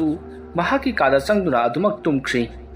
ꯊꯧꯖꯥꯜ ꯅꯨꯃꯤꯗꯥꯡꯒꯤ ꯄꯨꯡ 1 ꯇꯥꯔꯛꯂꯕ ꯃꯇꯝ ꯐꯥꯎꯕꯗ ꯇꯨꯝꯊꯕ ꯌꯥꯔꯝꯗꯦ꯫ ꯑꯗꯒꯤꯗꯤ ꯃꯍꯥꯛꯅ ꯃꯥꯒꯤ ꯃꯇꯨꯡꯗ ꯁꯣꯠ ꯏꯟꯅꯔꯛꯈꯤꯕ ꯑꯃꯗꯤ ꯃꯄꯥꯕꯨꯡꯅ ꯍꯥꯏꯔꯛꯈꯤꯕ ꯄꯨꯝꯅꯃꯛ ꯃꯊꯪ ꯑꯃꯃꯝ ꯇꯧꯅ ꯅꯤꯡꯁꯤꯡꯗꯨꯅ ꯀꯔꯤꯅꯣ ꯑꯩꯈꯣꯏꯒꯤ ꯈꯨꯜ ꯑꯁꯤꯗ ꯇꯧꯔꯤꯕꯁꯤꯕꯨ? ꯊꯥꯖꯅꯕ ꯑꯣꯏꯗꯕ ꯆꯠꯅꯕꯤ ꯑꯁꯤꯗ ꯀꯔꯤꯒꯤꯗꯃꯛꯇ ꯌꯥꯎꯒꯗꯧꯔꯤꯕꯅꯣ? ꯑꯩ ꯏꯁꯥꯃꯛ ꯏꯁꯤꯡꯆꯥꯕꯤꯗꯣ ꯊꯤꯕ ꯆꯠꯀꯅꯤ ꯍꯥꯏꯗꯨꯅ ꯊꯃꯣꯏꯗ ꯂꯦꯞꯄ ꯍꯧꯔꯛꯂꯤ꯫ ꯑꯁꯨꯝꯅ ꯋꯥꯈꯜ ꯀꯌꯥ ꯈꯟꯗꯨꯅ ꯍꯤꯞꯇꯨꯅ ꯂꯩꯔꯝꯕꯗꯒꯤ ꯊꯧꯖꯥꯜꯗꯣ ꯐꯃꯨꯡꯗꯒꯤ ꯍꯧꯒꯠꯂꯛꯂꯤ꯫ ꯑꯗꯨꯒ ꯃꯍꯥꯛ ꯃꯄꯥꯟꯗ ꯇꯞꯅ ꯊꯣꯛꯂꯛꯏ꯫ ꯂꯝꯁꯥꯡ ꯆꯠꯂꯨꯕꯒꯤ ꯃꯁꯥ ꯑꯗꯨꯁꯨ ꯆꯣꯛꯊꯕꯅ ꯂꯣꯏꯔꯕꯅꯤ꯫ ꯑꯗꯨꯕꯨ ꯂꯩꯀꯥꯏ ꯈꯨꯜ ꯑꯗꯨꯅ ꯊꯥꯖꯅꯔꯤꯕ ꯏꯍꯤꯡꯆꯥꯕꯤ ꯍꯥꯏꯕ ꯑꯗꯣ ꯇꯁꯦꯡꯅ ꯑꯋꯣꯏꯕꯃꯛꯀꯤ ꯂꯩꯕ ꯖꯥꯠꯂꯥ? ꯀꯔꯤꯒꯨꯝꯕ ꯂꯩꯔꯒꯗꯤ ꯃꯁꯛ ꯃꯇꯧ ꯀꯝꯗꯧꯕ ꯖꯥꯠꯅꯣ ꯍꯥꯏꯕꯗꯣ ꯃꯍꯥꯛ ꯈꯪꯅꯤꯡꯈꯤ꯫ ꯑꯗꯨꯒ ꯇꯁꯦꯡꯅ ꯂꯩꯔꯝꯂꯕꯗꯤ ꯐꯩ, ꯂꯩꯔꯝꯗꯕ ꯇꯥꯔꯒꯗꯤ ꯇꯣꯉꯥ ꯁꯟꯗꯣꯛꯂꯤꯕ ꯑꯃꯗꯤ ꯂꯩꯀꯥꯏ ꯈꯨꯜ ꯑꯁꯤꯗ ꯍꯤꯡꯆꯥꯕꯤ ꯊꯣꯛꯑꯦ ꯍꯥꯏꯗꯨꯅ ꯇꯧꯁꯤꯟꯅꯔꯒ ꯍꯨꯔꯥꯟ ꯆꯤꯟꯊꯤ ꯇꯧꯅꯕꯒꯤ ꯃꯑꯣꯡ ꯑꯃ ꯇꯧꯔꯛꯂꯤꯕ ꯑꯁꯤ ꯑꯁꯦꯡꯕ ꯈꯪꯗꯣꯛꯂꯒꯦ ꯈꯜꯂꯗꯨꯅ ꯊꯧꯖꯥꯜ ꯑꯗꯣ ꯃꯈꯨꯠꯇ ꯈꯨꯠꯂꯥꯏ ꯑꯃ ꯄꯥꯏꯔꯒ ꯊꯣꯡꯒꯥꯜꯂꯣꯝꯗ ꯇꯞꯅ ꯊꯣꯛꯂꯛꯏ꯫ ꯑꯁꯨꯝꯅ ꯊꯧꯖꯥꯜꯅ ꯈꯨꯠꯂꯥꯏ ꯑꯃ ꯄꯥꯏꯔꯒ ꯂꯝꯕꯤ ꯑꯗꯨꯒꯤ ꯃꯇꯥꯏꯗ ꯃꯣꯜꯂꯤ ꯑꯁꯨꯝ ꯂꯥꯛꯄ ꯃꯇꯝꯗ ꯃꯍꯥꯛꯅ ꯊꯥꯞꯅ ꯀꯅꯥꯒꯨꯝꯕ ꯑꯃ ꯂꯝꯕꯤ ꯑꯗꯨꯒꯤ ꯃꯌꯥꯏꯋꯥꯏꯗ ꯃꯃꯥꯏ ꯑꯗꯨꯅ ꯃꯈꯥꯗ ꯅꯣꯟꯊꯔꯒ ꯅꯨꯄꯤꯔ ꯅꯨꯄꯥꯔ ꯒ꯭ꯌꯥꯟ ꯇꯥꯗꯕ ꯑꯗꯨꯒ ꯃꯁꯝꯗꯤ ꯖꯣꯝ ꯊꯥꯗꯕ ꯃꯨꯁꯤꯟ ꯃꯨꯅ ꯀꯅꯥꯒꯨꯝꯕ ꯑꯃ ꯂꯝꯕꯤ ꯑꯗꯨꯒꯤ ꯃꯌꯥꯏꯗ ꯆꯠꯂꯤꯕꯗꯣ ꯊꯧꯖꯥꯜꯅ ꯎꯏ꯫ ꯃꯗꯨ ꯎꯕꯗ ꯊꯧꯖꯥꯜꯅ ꯃꯁꯤ ꯑꯣꯏꯕ ꯇꯥꯔꯦ, ꯐꯔꯦ, ꯍꯤꯡꯆꯥꯕꯤ ꯍꯥꯏꯕꯗꯣ ꯃꯁꯤ ꯑꯣꯏꯔꯒꯗꯤ ꯑꯩꯅ ꯄꯥꯏꯔꯤꯕ ꯈꯨꯠꯂꯥꯏ ꯑꯁꯤꯅ ꯍꯦꯛꯇ ꯁꯥꯟꯊꯔꯒꯦ꯫ ꯀꯔꯤꯒꯨꯝꯕ ꯃꯤ ꯑꯣꯏꯔꯝꯂꯒꯁꯨ ꯍꯤꯡꯖꯅꯕ ꯃꯈ꯭ꯋꯥꯡꯗꯒ ꯍꯦꯛꯇ ꯀꯜꯂꯁꯤꯔꯅꯦ꯫ ꯑꯁꯨꯝꯅ ꯈꯜꯂꯒ ꯊꯧꯖꯥꯜ ꯄꯔꯞ ꯑꯁꯨꯝ ꯆꯪꯁꯤꯜꯂꯤ꯫ ꯑꯁꯨꯝꯅ ꯃꯍꯥꯛꯅ ꯄꯔꯞ ꯑꯁꯨꯝ ꯆꯪꯁꯤꯜꯂꯨꯕ ꯃꯇꯝꯗꯗꯤ ꯃꯍꯥꯛꯅ ꯍꯧꯖꯤꯛ ꯎꯔꯤꯕ ꯃꯤꯒꯤ ꯃꯑꯣꯡ ꯃꯥꯟꯕ, ꯅꯨꯄꯤꯒꯤ ꯁꯕꯥꯟꯁꯨ ꯃꯥꯟꯕ ꯑꯗꯣ ꯂꯩꯔꯤꯕ ꯂꯝꯕꯤ ꯑꯗꯨꯒꯤ ꯅꯥꯀꯜꯂꯣꯝꯗ ꯆꯪꯁꯤꯟꯈꯤꯕꯗꯒꯤ ꯑꯗꯨꯃꯛ ꯎꯈꯤꯗ꯭ꯔꯦ꯫ ꯑꯗꯨꯝꯅ ꯎꯈꯤꯗꯕ ꯑꯗꯨꯗ ꯊꯧꯖꯥꯜꯅ ꯍꯧꯖꯤꯛꯇꯗ ꯃꯍꯥꯛꯅ ꯎꯈꯤꯕ ꯅꯨꯄꯤꯒꯤ ꯁꯕꯥꯟꯁꯨ ꯃꯥꯟꯕ, ꯃꯤꯅ ꯂꯥꯏꯔ ꯒ꯭ꯌꯥꯟ ꯇꯥꯗ꯭ꯔꯕ ꯃꯁꯝ ꯖꯨꯝ ꯊꯥꯗꯕ ꯃꯨꯁꯤꯟ ꯃꯨꯕ ꯑꯗꯨꯅ ꯆꯪꯈꯤꯕ ꯃꯐꯝ ꯑꯗꯨꯗ ꯃꯍꯥꯛꯁꯨ ꯆꯪꯁꯤꯟꯗꯨꯅ ꯑꯀꯣꯏꯕꯗꯨꯗ ꯀꯣꯏꯂꯩ ꯂꯩꯗꯨꯅ ꯌꯦꯡꯉꯤ꯫ ꯑꯗꯨꯕꯨ ꯑꯗꯨꯃꯛ ꯎꯈꯤꯗ꯭ꯔꯦ꯫ ꯂꯝꯕꯤ ꯑꯗꯨꯒꯤ ꯅꯥꯛꯌꯦꯠꯇ ꯎ ꯑꯆꯧꯕ ꯑꯃꯗꯤ ꯋꯥ ꯀꯌꯥ ꯑꯃꯁꯨ ꯍꯧꯈ꯭ꯔꯕꯅꯤ꯫ ꯑꯗꯨꯗꯒꯤꯗꯤ ꯑꯁꯨꯝ ꯆꯠꯈ꯭ꯔꯒ ꯎꯃꯪ ꯇꯥꯈ꯭ꯔꯕꯅꯤ꯫ ꯍꯥꯏꯔꯤꯕ ꯃꯐꯝ ꯑꯗꯨꯗ ꯃꯍꯥꯛꯅ ꯀꯣꯏꯂꯩ ꯂꯩꯗꯨꯅ ꯌꯦꯡꯗꯨꯅ ꯂꯩꯔꯤꯉꯩ ꯂꯩꯀꯥꯏ ꯑꯗꯨꯒꯤ ꯈꯨꯜ ꯉꯥꯛꯂꯤꯕ ꯃꯈꯣꯏ ꯅꯍꯥ ꯈꯔ ꯃꯐꯝ ꯑꯗꯨꯗ ꯋꯥꯔꯤ ꯋꯥꯇꯥꯏ ꯀꯌꯥ ꯁꯥꯟꯅꯔꯗꯨꯅ ꯂꯥꯛꯂꯤ꯫ ꯑꯁꯣꯝꯗ ꯂꯥꯛꯄ ꯑꯗꯣ ꯊꯧꯖꯥꯜꯅ ꯇꯨꯃꯤꯟꯅ ꯂꯨꯝꯂꯒ ꯇꯥꯔꯒꯦ ꯈꯜꯂꯗꯨꯅ ꯍꯧꯖꯤꯛ ꯃꯍꯥꯛꯅ ꯎꯈꯤꯕ ꯑꯃꯨꯕ ꯃꯁꯝ ꯖꯣꯝ ꯊꯥꯗꯕ ꯑꯗꯨꯅ ꯆꯪꯈꯤꯕ ꯑꯁꯣꯡꯕ ꯃꯣꯡꯁꯣꯡ ꯑꯗꯨꯒꯤ ꯃꯅꯥꯛꯇ ꯂꯨꯝꯗꯨꯅ ꯂꯩꯔꯤ꯫ ꯑꯁꯨꯝꯅ ꯃꯍꯥꯛꯅ ꯂꯨꯝꯗꯨꯅ ꯂꯩꯔꯤꯉꯩ ꯋꯥꯔꯤ ꯁꯥꯟꯅꯗꯨꯅ ꯂꯥꯛꯂꯤꯕ ꯈꯨꯜ ꯑꯗꯨꯒꯤ ꯅꯍꯥꯁꯤꯡ ꯑꯗꯨꯅ ꯋꯥꯔꯤ ꯁꯥꯟꯅꯔꯤ꯫ ꯂꯩꯀꯥꯏ ꯈꯨꯜ ꯑꯁꯤꯗ ꯊꯣꯛꯂꯤꯕ ꯍꯤꯡꯆꯥꯕꯤ ꯑꯁꯦ ꯀꯩꯁꯨ ꯂꯩꯕ ꯅꯠꯇꯦ꯫ ꯂꯩꯀꯥꯏ ꯑꯁꯤꯒꯤ ꯑꯍꯜꯁꯤꯡꯅ ꯑꯉꯥꯡꯁꯤꯡ ꯑꯁꯤꯗ ꯀꯤꯅꯅꯕ ꯄꯪꯇꯝꯗ ꯇꯝꯁꯤꯜꯂꯤꯕꯅꯤ꯫ ꯑꯗꯨꯝꯅ ꯂꯩꯀꯥꯏ ꯈꯨꯜ ꯑꯁꯤꯗ ꯂꯩꯔꯤꯕ ꯑꯉꯥꯡꯁꯤꯡ ꯑꯁꯤꯅ ꯃꯄꯥꯟ ꯊꯣꯛꯇ꯭ꯔꯕꯗꯤ ꯃꯈꯣꯏꯅ ꯑꯉꯥꯡꯁꯤꯡ ꯅꯨꯃꯤꯗꯥꯡ ꯊꯦꯡꯂ ꯐꯥꯎꯕ ꯁꯦꯟꯅꯔꯤꯕꯁꯦ ꯁꯦꯟꯅꯗ꯭ꯔꯕꯁꯨ ꯌꯥꯒꯗꯧꯔꯤꯕꯅꯤ ꯍꯥꯏꯗꯨꯅ ꯆꯠꯂꯤꯕ ꯃꯈꯣꯏꯁꯤꯡ ꯑꯗꯨꯒꯤ ꯃꯔꯛꯇꯒꯤ ꯑꯃꯅ ꯍꯥꯏꯔꯛꯂꯤ꯫ ꯑꯗꯨꯕꯨ ꯃꯐꯝ ꯑꯗꯨꯗ ꯑꯃꯅ ꯑꯃꯨꯛ ꯍꯥꯏꯔꯤ, ꯃꯗꯨꯒꯤ ꯋꯥꯐꯝ ꯑꯗꯣ ꯑꯩꯗꯤ ꯀꯌꯥ ꯊꯥꯖꯔꯤ꯫ ꯃꯗꯨꯒꯤ ꯃꯍꯨꯠꯇ ꯍꯨꯔꯥꯟ ꯆꯤꯟꯊꯤ ꯇꯧꯕꯁꯤꯡꯅ ꯍꯤꯡꯆꯥꯕꯤ ꯁꯥꯔꯒ ꯃꯐꯝ ꯁ꯭ꯋꯥꯏꯗ ꯇꯝꯅꯕ ꯁꯣꯏꯗꯅ ꯑꯣꯏꯔꯝꯒꯅꯤ꯫ ꯑꯗꯨꯒ ꯌꯦꯡꯉꯨ, ꯃꯃꯥꯡꯊꯛꯇ ꯁꯟ ꯁꯤꯔꯝꯕ ꯑꯗꯒꯤ ꯉꯥꯅꯨ ꯑꯇꯩ ꯁꯤꯔꯝꯕꯁꯤꯡ ꯑꯗꯨ ꯌꯦꯡꯉꯨꯅꯦ, ꯃꯁꯥ ꯃꯎ ꯑꯃꯠꯇ ꯂꯩꯔꯝꯈꯤꯗꯕ ꯉꯥꯛꯇꯅꯤ꯫ ꯍꯣꯏ, ꯃꯔꯛꯇ ꯏ ꯊꯣꯛꯇꯕ ꯉꯥꯅꯨ ꯈꯔ ꯇꯥꯗꯨꯅ ꯂꯩꯔꯝꯃꯤ꯫ ꯑꯗꯨꯕꯨ ꯅꯣꯡꯉꯥꯜꯂꯛꯄꯗ ꯌꯨꯝꯕꯨꯁꯤꯡ ꯑꯗꯨꯗ ꯑꯩꯈꯣꯏꯅ ꯍꯪꯂꯨꯕꯗ ꯉꯥꯅꯨꯁꯤꯡ ꯑꯗꯨꯗꯤ ꯅꯨꯃꯤꯠ 2-3ꯒꯤ ꯃꯃꯥꯡꯗ ꯁꯤꯈ꯭ꯔꯕ ꯉꯥꯅꯨ ꯉꯥꯛꯇ ꯑꯣꯏꯅ ꯇꯧꯏ ꯍꯥꯏꯔꯛꯈꯤ꯫ ꯃꯗꯨꯅ ꯇꯥꯛꯄꯗꯤ ꯇꯒꯠ ꯇꯦꯛꯄ ꯉꯥꯅꯨꯁꯤꯡ ꯑꯗꯨꯕꯨꯅ ꯃꯈꯣꯏꯅ ꯊꯣꯡꯗꯨꯅ ꯆꯥꯅꯕꯒꯤꯗꯃꯛꯇ ꯄꯨꯈ꯭ꯔꯒ ꯑꯁꯤꯕ ꯉꯥꯅꯨ ꯑꯃꯃꯨꯛ ꯄꯨꯔꯛꯇꯨꯅ ꯃꯐꯝ ꯑꯗꯨꯗ ꯍꯨꯟꯗꯣꯛꯂꯝꯕꯅꯤ꯫ ꯃꯔꯝ ꯑꯗꯨꯅ ꯃꯈꯣꯏꯅ ꯍꯥꯠꯂꯝꯂꯕ ꯉꯥꯅꯨꯁꯤꯡ ꯑꯗꯨꯅ ꯏ ꯊꯣꯛꯇꯕꯅꯤ꯫ ꯇꯧꯔꯤꯕ ꯄꯨꯝꯅꯃꯛꯁꯦ ꯍꯨꯔꯥꯟꯕ ꯈꯔꯅ ꯄ꯭ꯂꯥꯟ ꯇꯧꯗꯨꯅ ꯇꯧꯕ ꯁꯣꯏꯗꯅ ꯑꯣꯏꯔꯝꯒꯅꯤ ꯍꯥꯏꯗꯨꯅ ꯃꯈꯣꯏ ꯋꯥꯔꯤ ꯁꯥꯟꯅꯔꯤ꯫ ꯑꯁꯨꯝꯅ ꯑꯃꯅ ꯑꯃ ꯉꯥꯡ ꯑꯃꯅ ꯑꯃ ꯉꯥꯡ ꯑꯁꯣꯝ ꯋꯥꯔꯤ ꯁꯥꯟꯅꯗꯨꯅ ꯆꯠꯈꯤꯕꯗꯣ ꯊꯧꯖꯥꯜꯅ ꯇꯥꯗꯨꯅ ꯇꯨꯃꯤꯟꯅ ꯌꯦꯡꯗꯨꯅ ꯂꯩꯍꯧꯏ꯫ ꯐꯅꯌꯥꯝ ꯁꯥꯡꯅ ꯂꯥꯛꯊꯣꯛꯈ꯭ꯔꯕꯒꯤ ꯇꯨꯡꯗ ꯊꯧꯖꯥꯜ ꯃꯣꯡꯁꯣꯡ ꯑꯗꯨꯗꯒꯤ ꯇꯞꯅ ꯊꯣꯔꯛꯂꯒ ꯀꯅꯥ ꯎꯗ꯭ꯔꯤꯉꯩ ꯃꯍꯥꯛꯁꯨ ꯒꯝ ꯑꯁꯨꯝ ꯂꯥꯛꯇꯨꯅ ꯌꯨꯝꯒꯤ ꯊꯣꯡꯒꯥꯜꯂꯣꯝꯗ ꯆꯪꯉꯛꯂꯤ꯫ ꯊꯣꯡꯒꯥꯜꯂꯣꯝꯗ ꯂꯥꯛꯅ ꯃꯍꯥꯛꯅ ꯋꯥꯈꯜ ꯈꯜꯂꯤ꯫ ꯍꯧꯖꯤꯛ ꯆꯠꯈ꯭ꯔꯤꯕ ꯑꯉꯥꯡꯁꯤꯡ ꯑꯗꯨꯅ ꯁꯥꯟꯅꯔꯤꯕ ꯋꯥꯔꯤꯗꯨ ꯁꯣꯏꯗꯅ ꯆꯨꯝꯒꯅꯤ ꯍꯨꯔꯥꯟꯕꯁꯤꯡꯅ ꯅꯨꯄꯤ ꯍꯤꯡꯆꯥꯕꯤ ꯑꯗꯨ ꯁꯥꯔꯒ ꯂꯩꯀꯥꯏ ꯑꯁꯤꯗ ꯂꯩꯔꯤꯕ ꯁꯥ ꯉꯥꯁꯤꯡ ꯑꯁꯤ ꯃꯈꯣꯏꯅ ꯍꯨꯔꯥꯟꯕ ꯁꯣꯏꯗꯅ ꯑꯣꯏꯔꯝꯒꯅꯤ ꯑꯗꯨꯒ ꯂꯥꯏꯅ ꯍꯥꯠꯄ ꯃꯥꯟꯅꯕ ꯃꯑꯣꯡꯗ ꯃꯈꯣꯏꯅ ꯄꯣꯠ ꯆꯩ ꯍꯥꯏꯕꯗꯤ ꯁꯟꯁꯤꯡ ꯑꯃꯗꯤ ꯉꯥꯅꯨꯁꯤꯡ ꯃꯈꯣꯏꯅ ꯃꯉꯛ ꯀꯛꯈꯠꯇꯨꯅ ꯑꯃꯗꯤ ꯁꯦꯒꯥꯏꯗꯨꯅ ꯊꯝꯂꯝꯕ ꯁꯣꯏꯗꯅ ꯑꯣꯏꯔꯝꯒꯅꯤ ꯐꯔꯦ ꯑꯩꯅ ꯑꯁꯦꯡꯕ ꯑꯃ ꯈꯪꯅꯕꯒꯤꯗꯃꯛꯇ ꯑꯩ ꯊꯤꯖꯤꯟꯗꯕ ꯌꯥꯗꯦ ꯑꯗꯨꯗꯤ ꯍꯌꯦꯡ ꯍꯦꯛ ꯌꯥꯍꯧꯕꯒ ꯑꯩꯒꯤ ꯃꯔꯨꯞ ꯕꯕꯥꯟꯗ ꯍꯣꯏꯗ ꯆꯠꯇꯕ ꯌꯥꯗ꯭ꯔꯦ ꯑꯁꯨꯝꯅ ꯈꯜꯂꯒ ꯊꯧꯖꯥꯜ ꯄꯔꯞ ꯑꯁꯨꯝ ꯂꯥꯛꯂꯒ ꯃꯍꯥꯛꯅ ꯍꯥꯡꯗꯣꯛꯇꯨꯅ ꯊꯝꯂꯝꯂꯕ ꯊꯣꯡ ꯑꯗꯣ ꯑꯃꯨꯛ ꯂꯣꯟꯁꯤꯜꯂꯒ ꯏꯃꯨꯡꯂꯣꯝꯗ ꯆꯪꯉꯛꯈꯤ ꯑꯁꯨꯝꯅ ꯃꯍꯥꯛ ꯑꯗꯣ ꯑꯗꯨꯃꯛ ꯇꯨꯝꯈ꯭ꯔꯤ ꯂꯩꯀꯥꯏ ꯈꯨꯜꯂꯗꯨꯗ ꯂꯩꯍꯧꯔꯤꯕ ꯃꯤꯑꯣꯏꯁꯤꯡ ꯑꯗꯨꯅ ꯉꯁꯤꯒꯤ ꯅꯨꯃꯤꯗꯥꯡ ꯑꯗꯨꯗꯤ ꯃꯈꯣꯏ ꯃꯌꯥꯝ ꯆꯪꯗꯨꯅ ꯉꯥꯛꯄꯅꯔ ꯀꯔꯤꯅꯣ ꯀꯔꯤ ꯑꯃꯠꯇ ꯍꯨꯔꯥꯟ ꯆꯤꯟꯊꯤ ꯑꯃꯗꯤ ꯍꯤꯡꯆꯥꯕꯤ ꯂꯥꯛꯈꯤꯕꯒꯤ ꯄꯥꯎ ꯑꯃꯠꯇ ꯇꯥꯈꯤꯗꯦ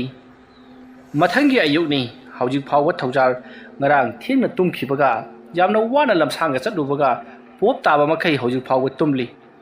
ꯃꯇꯝꯗꯨ ꯄꯨꯡ 8 ꯈꯔ ꯍꯦꯜꯂꯕꯅꯤ ꯊꯦꯡꯖꯤꯜꯂꯛꯂꯕ ꯐꯥꯎꯕ ꯍꯧꯒꯠꯂꯛꯇꯕ ꯑꯗꯨꯗ ꯊꯧꯖꯥꯜ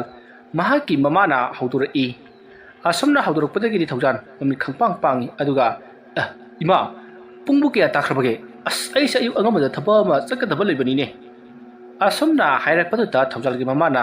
ꯄꯨꯡ 9 ꯇꯥꯔꯕꯅꯤ ꯍꯧꯖꯤꯛ ꯐꯥꯎꯕꯕꯨ ꯑꯗꯨꯝꯅ ꯇꯨꯝꯂꯕꯗꯤ ꯃꯤ ꯑꯣꯏꯔꯣꯏ ꯍꯥꯏꯗꯨꯅ ꯆꯩꯔꯤ ꯊꯧꯖꯥꯜꯅ ꯏꯃꯥ ꯑꯩꯁꯨ ꯉꯔꯥꯡ ꯈꯔ ꯋꯥꯈꯤꯕꯒ ꯇꯧꯕꯅꯤꯗ ꯌꯥꯔꯁꯦ ꯑꯩ ꯊꯕꯛ ꯑꯃ ꯆꯠꯀꯗꯕꯅꯤ ꯑꯁꯨꯝꯅ ꯍꯥꯏꯔꯝꯂꯒ ꯊꯧꯖꯥꯜ ꯄꯔꯞ ꯍꯣꯕꯦ ꯍꯣꯕꯦ ꯂꯣꯏꯁꯤꯜꯂꯤ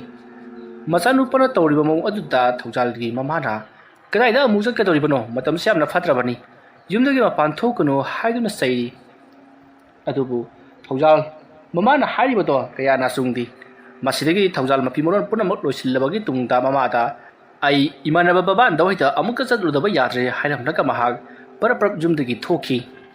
ꯃꯆꯥꯅꯨꯄꯥꯅ ꯍꯣꯕꯦ ꯍꯣꯕꯦ ꯆꯠꯈꯤꯕꯗꯣ ꯊꯧꯖꯥꯜꯒꯤ ꯃꯃꯥꯅ ꯌꯦꯡꯗꯨꯅ ꯂꯩꯖꯍꯧꯔꯤ ꯃꯁꯤꯗꯒꯤ ꯊꯧꯖꯥꯜ ꯃꯇꯣꯝꯗ ꯆꯠꯄꯗꯨ ꯅꯨꯡꯉꯥꯏꯇ꯭ꯔꯦ ꯍꯥꯏꯔꯗꯨꯅ ꯃꯍꯥꯛ ꯃꯈꯣꯏꯒꯤ ꯂꯩꯀꯥꯏꯗ ꯂꯩꯔꯤꯕ ꯃꯃꯥꯟꯅꯕ ꯃꯥꯟꯖ ꯍꯣꯏꯗ ꯂꯥꯛꯏ ꯃꯇꯝ ꯑꯗꯨꯗ ꯃꯥꯟꯖꯗꯤ ꯁꯪꯒꯣꯜꯗ ꯂꯩꯗꯨꯅ ꯁꯟꯒꯤ ꯁꯦꯕꯥ ꯇꯧꯗꯨꯅ ꯁꯖꯤꯛ ꯀꯛꯇꯨꯅ ꯂꯩꯔꯝꯃꯤ ꯊꯧꯖꯥꯜ ꯄꯔꯞ ꯆꯪꯁꯤꯜꯂꯛꯂꯒ ꯃꯥꯟꯖꯧ ꯀꯗꯥꯏ ꯆꯠꯈ꯭ꯔꯕ ꯃꯗꯨꯅ ꯑꯁꯨꯝꯅ ꯊꯧꯖꯥꯜꯅ ꯃꯥꯟꯖꯕꯨ ꯍꯟꯅ ꯀꯧꯔꯛꯄꯗꯨꯗ ꯃꯥꯟꯖꯅ ꯈꯣꯟꯖꯦꯜꯁꯤ ꯊꯧꯖꯥꯜꯒꯤ ꯃꯥꯜꯂꯤꯗ ꯃꯗꯨꯕꯨ ꯉꯁꯤ ꯂꯥꯛꯀꯅꯤ ꯍꯥꯏꯕꯅꯤ ꯉꯔꯥꯡ ꯂꯥꯛꯂꯕ ꯖꯥꯠꯂꯅꯦ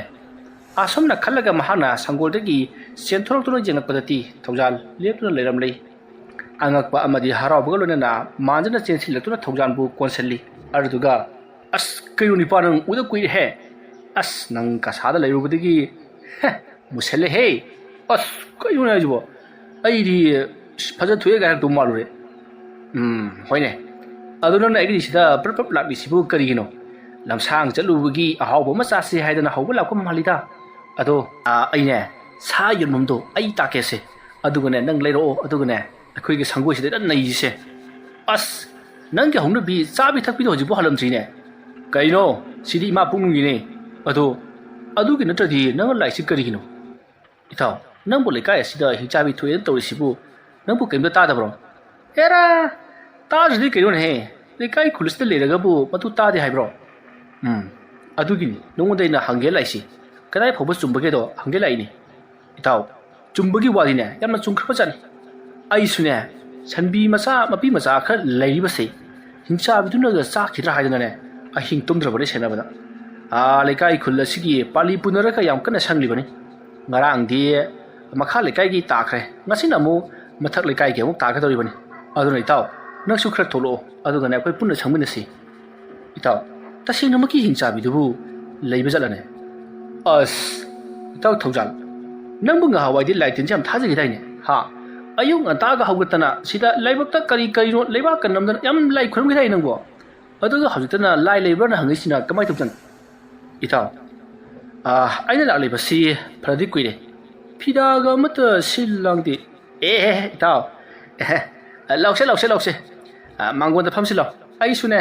ꯍꯔꯥꯎꯕꯣꯏ ꯀꯔꯤꯕꯣꯏ ꯅꯪ ꯂꯥꯛꯄꯁꯤꯗꯅꯦ ꯏꯟꯖꯥꯡ ꯑꯍꯥꯎꯕ ꯑꯃ ꯆꯥꯁꯦ ꯑꯗꯨꯅ ꯍꯧꯕ ꯂꯥꯛꯄꯣꯏꯅꯤꯗꯅ ꯍꯔꯥꯎꯔꯨꯔꯦꯅꯦ ꯂꯥꯎ ꯃꯥꯡꯒꯣꯜꯗ ꯐꯝꯁꯤꯔꯥ ꯏꯃꯨꯡꯗ ꯐꯝꯁꯤꯔꯥ ꯂꯥꯎꯁꯦ ꯑꯩ ꯀꯥꯗ ꯑꯣꯏꯅ ꯆꯪꯉꯨꯔꯁꯤ ꯑꯁꯨꯝꯅ ꯃꯥꯟꯖꯅ ꯊꯧꯖꯥꯜꯕꯨ ꯄꯔꯞ ꯃꯥꯒꯤ ꯀꯥꯗ ꯄꯨꯁꯤꯜꯂꯛꯂꯤ ꯃꯇꯝ ꯑꯗꯨꯗ ꯊꯧꯖꯥꯜꯅ ꯌꯥꯝꯅ ꯀꯨꯏꯊꯕꯗꯤ ꯌꯥꯔꯔꯣꯏ ꯏꯕꯥꯅꯤ ꯊꯕꯛ ꯑꯃ ꯆꯠꯀꯗꯧꯔꯤꯕꯅꯤ ꯍꯥꯏꯗꯨꯅ ꯃꯥꯟꯖꯗ ꯍꯥꯏꯔꯤ ꯃꯇꯝ ꯑꯗꯨꯗ ꯃꯥꯟꯖꯅ ꯆꯠꯁꯤ ꯀꯩꯗꯧꯔꯒꯦ ꯅꯪꯒꯅꯤ ꯑꯁꯣꯝꯅ ꯍꯥꯏꯗꯨꯅ ꯃꯍꯥꯛꯀꯤ ꯀꯥꯗ ꯀꯧꯁꯤꯜꯂꯤ ꯃꯇꯝ ꯑꯗꯨꯗ ꯃꯥꯟꯖꯅ ꯑꯗꯣ ꯅꯪꯅ ꯍꯧꯖꯤꯛꯇ ꯂꯤꯒꯦ ꯇꯧꯔꯝꯕ ꯋꯥꯔꯤꯗꯨ ꯀꯔꯤꯅꯣ ꯅꯪꯅ ꯂꯥꯏ ꯊꯥꯖꯈꯤꯗꯕꯒꯤ ꯃꯇꯥꯡꯗꯨ ꯂꯤꯔꯧꯅꯤ ꯑꯝꯇ ꯏꯇꯥꯎ ꯃꯥꯟꯖ ꯑꯩ ꯍꯥꯏꯔꯛꯀꯦꯁꯦ ꯑꯩꯅ ꯂꯩꯔꯤꯕ ꯀꯁꯥꯔꯒꯤ ꯌꯨꯝ ꯑꯗꯨꯗꯅꯦ ꯑꯩꯈꯣꯏꯒꯤ ꯃꯥꯃꯅ ꯅꯥꯔꯤꯕꯗꯣ ꯃꯥꯃꯅ ꯍꯥꯏꯕꯗ ꯃꯤꯅꯕꯨ ꯊꯥꯖꯤꯜꯂꯛꯄꯗꯒꯤ ꯅꯥꯔꯤꯕꯅꯦꯗꯅ ꯍꯥꯏ ꯑꯗꯨꯗ ꯑꯩꯅ ꯊꯥꯖꯃꯟꯈꯤꯗꯗꯅ ꯑꯃꯥꯏꯕꯅꯤ ꯍꯥꯏꯗꯅ ꯑꯩꯅ ꯗꯣꯛꯇꯔ ꯑꯃ ꯀꯧꯔꯒ ꯌꯦꯡꯍꯜꯂꯤ ꯑꯩꯈꯣꯏꯒꯤ ꯃꯥꯃꯗꯣ ꯑꯗꯨꯕꯨꯗꯤ ꯃꯥꯏꯕꯅꯦꯗꯅ ꯍꯥꯏꯖꯤꯜꯂꯤꯃꯤ ꯑꯗꯒꯤ ꯗꯣꯛꯇꯔꯗꯨꯅ ꯃꯥꯁꯦ ꯐꯖꯅ ꯌꯦꯡꯕꯗꯒꯤ ꯑꯩꯈꯣꯏ ꯃꯥꯃꯗꯣ ꯍꯧꯖꯤꯛꯇꯤ ꯍꯧꯒꯠ ꯀꯥꯈꯠ ꯉꯝꯗꯅ ꯌꯥꯝꯅ ꯀꯜꯍꯧꯔꯦ ꯑꯗꯨꯗꯨꯒ ꯃꯥꯃꯅ ꯍꯧꯖꯤꯛ ꯐꯥꯎꯕ ꯊꯥꯖꯍꯧꯔꯤꯕꯁꯤ ꯃꯍꯥꯛꯁꯤ ꯂꯥꯏ ꯅꯝꯕꯗꯒꯤ ꯅꯥꯔꯤꯕꯅꯤ ꯑꯗꯨꯅ ꯂꯥꯏ ꯈꯣꯏꯔꯝꯕꯗꯒꯤ ꯐꯔꯤꯕꯅꯤ ꯍꯥꯏꯗꯅ ꯑꯗꯨꯃꯛ ꯊꯥꯖꯅꯍꯧꯔꯤ ꯑꯗꯨꯃꯥꯏꯅ ꯇꯧꯗꯅ ꯑꯩꯈꯣꯏꯒꯤ ꯈꯨꯜ ꯑꯁꯤꯗꯁꯨ ꯂꯥꯏꯒ ꯅꯠꯇꯕ ꯇꯤꯟꯅ ꯅꯠꯇ꯭ꯔꯒꯅ ꯃꯤꯅ ꯂꯥꯏ ꯁꯥꯔꯔꯦ ꯍꯥꯏꯔꯒ ꯇꯝꯅꯕꯗꯒꯤ ꯂꯩꯀꯥꯏ ꯑꯁꯤꯒꯤ ꯃꯤꯅ ꯀꯤꯔꯤꯕ꯭ꯔꯥ ꯁꯤꯅꯤ ꯑꯗꯨꯒ ꯂꯩꯀꯥꯏ ꯑꯁꯤꯅ ꯕꯨꯠ ꯂꯥꯛꯂꯦ ꯂꯥꯏ ꯂꯥꯛꯂꯦ ꯍꯤꯡꯆꯥꯕꯤ ꯂꯥꯛꯂꯦ ꯍꯥꯏꯗꯅ ꯄꯪꯀꯤꯗ ꯀꯤꯔꯕ꯭ꯔꯥ ꯁꯤꯅꯤ ꯑꯩꯅ ꯆꯤꯡꯅꯔꯤꯕꯁꯤ ꯏꯇꯥꯎ ꯊꯧꯖꯥꯜ ꯅꯪꯅ ꯍꯥꯏꯁꯨ ꯍꯥꯏꯕꯅꯤ ꯑꯩꯁꯨ ꯑꯁꯨꯛ ꯀꯨꯏꯕꯁꯦ ꯆꯤꯡꯅꯗꯨꯅ ꯂꯥꯛꯂꯤꯕꯅꯤ ꯑꯗꯨꯕꯨ ꯑꯩꯅ ꯋꯥꯗꯨ ꯍꯧꯗꯣꯛꯂꯨꯕꯗ ꯃꯌꯥꯝꯅ ꯊꯥꯖꯕꯤꯔꯣꯏ ꯉꯍꯥ ꯅꯣꯡꯃ ꯑꯩꯅ ꯑꯍꯜ ꯑꯃꯗ ꯍꯥꯏꯐꯦꯠ ꯋꯥꯔꯤ ꯇꯧꯔꯨꯕꯗ ꯇꯤꯡꯈꯦꯠ ꯂꯩꯈꯠꯀꯅꯨ ꯍꯤꯡꯆꯥꯕꯤꯗ ꯌꯥꯝ ꯁꯥꯊꯤꯕꯅꯤ ꯍꯥꯏꯔꯝꯃꯒꯕꯨ ꯆꯠꯈꯤ ꯑꯗꯨꯕꯨ ꯏꯇꯥꯎ ꯑꯩꯗꯤ ꯁꯨꯡꯊꯥ ꯊꯥꯖꯗꯦꯍꯦ ꯃꯥꯅꯤ ꯃꯥꯟꯖ ꯑꯩꯈꯣꯏꯅ ꯃꯐꯝ ꯑꯁꯤꯗ ꯏꯃꯤꯟꯅ ꯏꯈꯣꯡꯅ ꯎꯗ꯭ꯔꯤ ꯐꯥꯎꯕꯗꯤ ꯊꯥꯖꯔꯣꯏꯗꯕꯅꯤ ꯉꯔꯥꯡ ꯑꯍꯤꯡꯗꯣ ꯑꯩ ꯊꯥꯖꯃꯟꯈꯤꯗꯗꯅ ꯑꯩ ꯊꯣꯡꯒꯥꯟꯗ ꯏꯊꯟꯇ ꯊꯣꯛꯂꯛꯂꯒ ꯁꯣꯔꯣꯛꯇ ꯀꯣꯏꯆꯠ ꯆꯠꯄꯅꯤ ꯅꯇꯣꯝꯇꯔꯣ ꯍꯥꯏꯁꯤꯕꯣ ꯃꯥꯅꯤ ꯀꯩꯅꯣ ꯃꯈꯥ ꯇꯥꯎ ꯑꯗꯨꯗ ꯑꯩꯅ ꯂꯝꯕꯤꯗꯅꯦ ꯃꯁꯝ ꯃꯅꯥ ꯖꯣꯝ ꯖꯣꯝ ꯊꯥꯗꯕ ꯃꯨꯁꯤꯟ ꯃꯨꯕ ꯅꯨꯄꯤ ꯅꯨꯄꯥꯔ ꯈꯪꯗꯕ ꯑꯃ ꯁꯣꯔꯣꯛꯀꯤ ꯃꯌꯥꯏꯗ ꯆꯠꯇꯨꯅ ꯂꯩꯔꯝꯃꯤ ꯑꯗꯨꯁꯨ ꯑꯩꯅ ꯂꯩꯔꯤꯕ ꯖꯒꯥꯗꯨꯗꯒꯤ ꯈꯔ ꯊꯥꯞꯇꯛꯅ ꯏꯇꯥꯎ ꯑꯗꯨꯗꯤ ꯀꯃꯥꯏꯅ ꯇꯧꯔꯦ ꯍꯥꯏꯗꯤ ꯃꯈꯥꯇ ꯑꯣꯟꯊꯣꯛꯑꯒ ꯆꯦꯟꯁꯤꯜꯂꯛꯄ꯭ꯔꯃꯤ ꯑꯁ ꯃꯥꯟꯖꯥ ꯑꯩꯒꯤ ꯋꯥꯔꯤꯁꯦ ꯑꯃꯨꯛꯇꯗꯤ ꯂꯣꯏꯕꯧ ꯇꯥꯛꯄ ꯀꯩꯗꯧꯔꯒꯦ ꯍꯣꯏꯅꯦ ꯑꯗꯩ ꯀꯩꯗꯧꯔꯕ ꯍꯥꯏꯔꯧꯅꯦ ꯑꯗꯒꯤ ꯑꯩꯅ ꯃꯥꯒꯤ ꯃꯇꯨꯡꯗ ꯄꯔꯞ ꯆꯪꯁꯤꯜꯂꯨꯕꯗ ꯃꯥꯁꯦ ꯖꯒꯥ ꯑꯝꯗ ꯆꯪꯁꯤꯟꯈ꯭ꯔꯒ ꯑꯗꯨꯃꯛ ꯃꯥꯡꯈ꯭ꯔꯦ ꯎꯔꯕꯗꯣ ꯑꯗꯣ ꯍꯤꯡꯆꯥꯕꯤꯗꯨꯅꯤ ꯈꯪꯕ꯭ꯔꯥ ꯍꯤꯡꯆꯥꯕꯤꯒꯤ ꯃꯌꯥ ꯈꯪꯉꯦꯗꯅ ꯃꯌꯥ ꯑꯁ ꯌꯥꯔꯦ ꯀꯩꯗꯧꯔꯒꯦ ꯃꯥꯟꯖꯥ ꯅꯪꯅ ꯃꯔꯣꯜ ꯑꯃ ꯈꯠꯄꯅꯦ ꯂꯣꯏꯁꯤꯜꯂꯣꯁꯦ ꯊꯕꯛ ꯑꯃ ꯆꯧꯁꯤ ꯊꯕꯛ ꯍꯜꯂꯛꯄꯗ ꯀꯩꯅꯣꯝꯇ ꯄꯤꯖꯕ ꯇꯥꯕ ꯀꯨꯏꯔꯦꯅꯦꯍꯦ ꯑꯍꯥꯎꯕꯒ ꯆꯥꯗꯕ ꯆꯦ ꯂꯩꯁꯦ ꯑꯍꯥꯎꯕ ꯆꯥꯃꯟꯗꯗꯅꯅꯦ ꯎꯗꯦꯇꯅ ꯈꯥꯡꯉꯦ ꯄꯤꯖꯒꯦ ꯀꯩꯗꯧꯔꯒꯦ ꯆꯧꯁꯤ ꯑꯗꯣ ꯀꯗꯥꯏꯗꯅꯣ ꯏꯕꯥꯅꯤꯅ ꯆꯠꯀꯗꯧꯔꯤꯕꯁꯤꯅ ꯃꯥꯏꯕ ꯇꯥꯟꯅꯕ꯭ꯔꯣ ngasi ayuksu awaiba koruni haidana khulgi na ha khara chakchakibani admai tawduna ikhoisu amaiba ma korusi haribro as manja aikoi gi manaba babanda do maga amta unage tawbani babanda haidi khundon gi do hoyami kayudu ma unaraga laose nang sungang leidori lambi chachana wari saslo notadine sung kothar leidori asomna thaujalna manjabu pugi torokpada manjana ngai khwe phi hongki ge haiduna para phi do hongi asomna phi hongba loraduna manja amadi thaujal wari sana amuk thoraklei matam aduda manjara thaujalda mahana saduriba jeri kasara do leiba yama nungaibra haiduna hangli aduga barak torialda iruiduna sanarakra haiduna su hangi wafam aduda thaujalna sanare moigi barak torialda moigi da iriel lama lehawi yamna fajai yam su pae nga su so pa yamna phab da mayam naga haina ba elisa ga do yam phab da aduda nong mai si akoi imana ba kharaga aisi irujaba kumbane aduda aina sigi ipaksta irujaba yabra songtharaga iroi ningi dana hairubane aduda akoi gi imana ba aiga sabinari duna yabani chahi khudingi mi amamam lobuni ado handak chahi gi lawdribani handak chahi gi di mai bi lai phau tawbada thana hauraga wana loibama lawne dana hairi edana hairi koi warida adagi dai di ising du phau da ubadane ising duna isi la odana khut parga singthabugi type tokhulabane mi adagi di dum lijadre kare e dum yumda sokala gi jeye taujal adu kigan manangna hingsabi leiti haibatu thajadri bisu angakpa mani he as amuga horok labra sinang ha wayu wari ni aina hoji tawi thabak sida ne nupa thokpa thabak hingsabi do leina chaga leiti haibse ai khang tabi jadabani adun khang na ke dogi haino ha ati hingsabi do khang na koi gi haibro as natti he nan namaro lama ai haigese aina khwai gi yarin taba thabak se mayama lan thajana basini mayamna asomna lan thajabase ayam nuaiti mayamna thajabasida akhoi imaga babunga sui yauribani sigumba ande biswas oiba posita ai sukta thajadi adunani aina thabak ama tawgi khalibasi o tawo ai mane suya yawar miranu hingsabi aduna harbadane nang da khalalu ai dine super fine do bekhai banga thada chajar khige yo nang na ajina di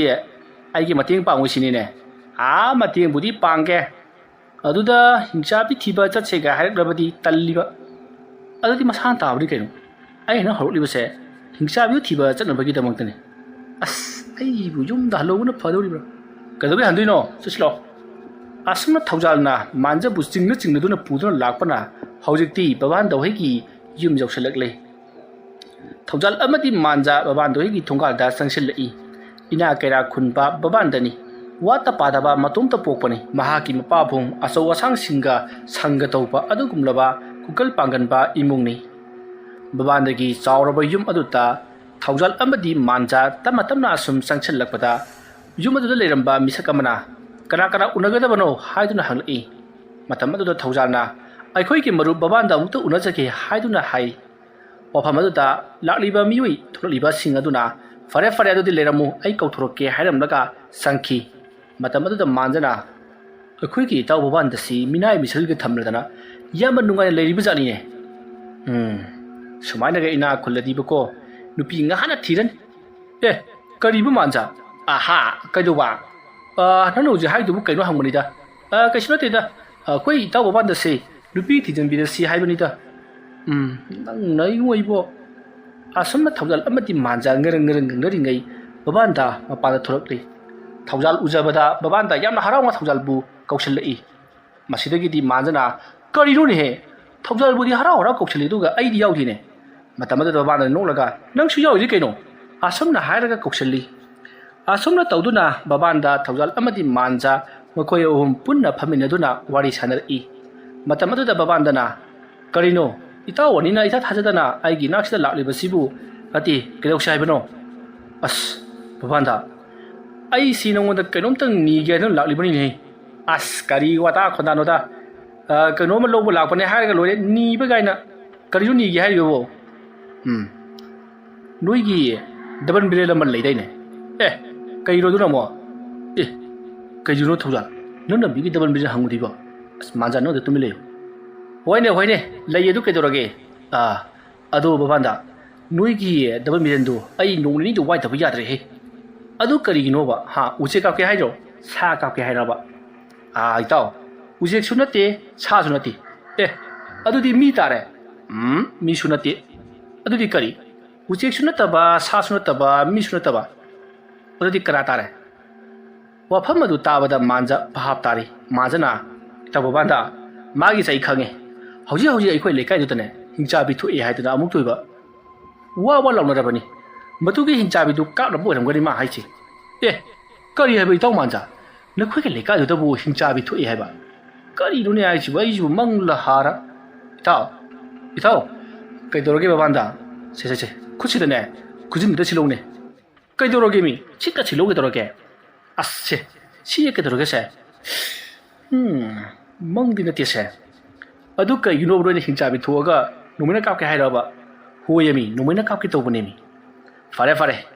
ado midi kapuno he license to koi babung ida leibani na koi babung jendal leineba hera adu gi bu sanga dam sauri dubu numoi do koi hurang ni bani ko hayu kino adu ita di koi do na da tha ta jare dana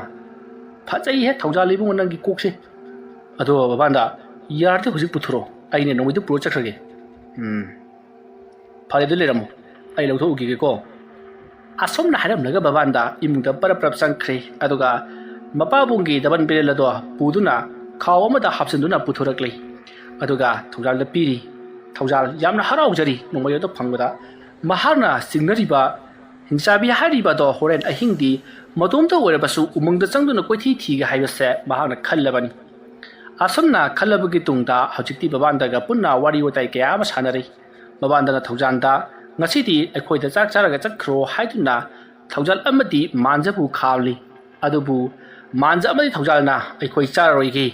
ꯅꯣꯡꯃꯅꯤꯅꯤ ꯂꯩꯔꯒ ꯑꯃꯨꯛ ꯂꯥꯛꯈꯤ ꯑꯗꯨꯗ ꯑꯣꯏꯅ ꯆꯥꯔꯁꯤ ꯅꯣꯡꯃꯩ ꯊꯤꯟꯕ ꯂꯥꯛꯄꯗ ꯑꯩꯈꯣꯏꯅ ꯁꯣꯏꯗꯅ ꯏꯟꯖꯥꯡ ꯑꯍꯥꯎꯕ ꯑꯃ ꯄꯣꯔꯛꯀꯅꯤ ꯑꯗꯨꯗ ꯄꯨꯟꯅ ꯆꯥꯃꯤꯟꯅꯔꯁꯤ ꯍꯥꯏꯅꯔꯗꯨꯅ ꯉꯁꯤꯒꯤ ꯑꯣꯏꯅꯗꯤ ꯃꯥꯟꯖ ꯑꯃꯗꯤ ꯊꯧꯖꯥꯜ ꯃꯕꯥꯟꯗꯒꯤ ꯌꯨꯝꯗꯒꯤ ꯊꯣꯔꯛꯂꯤ ꯃꯁꯤꯗꯒꯤꯗꯤ ꯂꯝꯕꯤꯗ ꯃꯥꯟꯖ ꯑꯃꯗꯤ ꯊꯧꯖꯥꯜ ꯋꯥꯔꯤ ꯋꯥꯇꯥꯏ ꯁꯥꯟꯅꯗꯨꯅ ꯆꯠꯂꯤ ꯃꯇꯝ ꯑꯗꯨꯗ ꯃꯥꯟꯖꯅ ꯅꯣꯡꯃꯩ ꯑꯁꯤ ꯄꯥꯏꯔꯕꯅꯤꯅ ꯍꯧꯖꯤꯛꯇꯤ ꯅꯪ ꯑꯀꯤꯕ ꯑꯝꯇ ꯂꯩꯔꯝꯂꯔꯣꯏ ꯑꯗꯨꯅ ꯍꯣꯔꯦꯟꯗꯤ ꯍꯤꯡꯆꯥꯕꯤꯗꯣ ꯅꯪꯅ ꯁꯣꯏꯗꯅ ꯍꯥꯠꯂꯨꯔꯣ ꯍꯤꯡꯆꯥꯕꯤꯗꯣ ꯍꯥꯠꯄꯒꯤ ꯅꯪꯉꯣꯟꯗ ꯂꯩꯀꯥꯏ ꯑꯗꯨꯒꯤ ꯃꯤꯌꯥꯝꯅ ꯍꯤꯡꯆꯥꯕꯤ ꯍꯥꯠꯄ ꯉꯝꯕ ꯃꯤꯑꯣꯏꯅꯤ ꯍꯥꯏꯗꯨꯅ ꯍꯔꯥꯎꯖꯔꯅꯤ ꯍꯥꯏꯗꯨꯅ ꯍꯟꯅ ꯊꯥꯒꯠꯂꯤ ꯃꯇꯝ ꯑꯗꯨꯗ ꯊꯧꯖꯥꯜꯅ ꯊꯥꯒꯠꯂꯤꯕ꯭ꯔꯥ ꯀꯔꯦꯝꯅꯔꯤꯕ꯭ꯔꯥ ꯈꯪꯗ꯭ꯔꯦ ꯍꯥꯏꯗꯨꯅ ꯃꯕꯥꯅꯤꯗꯣ ꯅꯣꯛꯃꯤꯟꯅꯔꯤ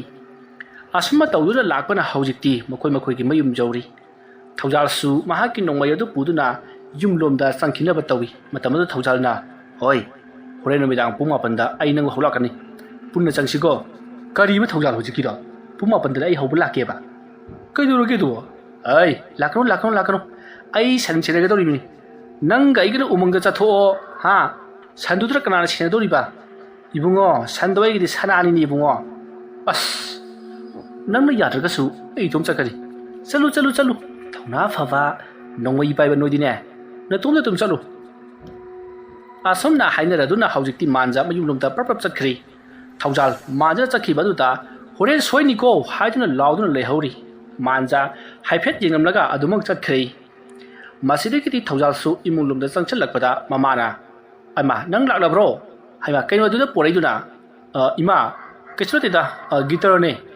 ꯑꯁꯨꯝꯅ ꯍꯥꯏꯔꯝꯂꯒ ꯃꯍꯥꯛꯀꯤ ꯀꯥꯗ ꯆꯪꯈꯤ ꯃꯇꯝ ꯑꯗꯨꯗ ꯊꯧꯖꯥꯜꯒꯤ ꯃꯃꯥꯅ ꯒꯤꯇꯔ ꯑꯃꯨꯛ ꯈꯣꯡꯗꯨꯔ ꯃꯥꯜꯂꯦꯅꯦ ꯃꯁꯤꯒꯤ ꯑꯉꯥꯡꯁꯦ ꯃꯊꯣꯡ ꯆꯥꯔꯣꯏꯗꯧꯔꯤ ꯊꯕꯛ ꯏꯪꯈꯥꯡ ꯑꯃ ꯇꯧꯒꯦꯗꯤ ꯂꯩꯇꯦ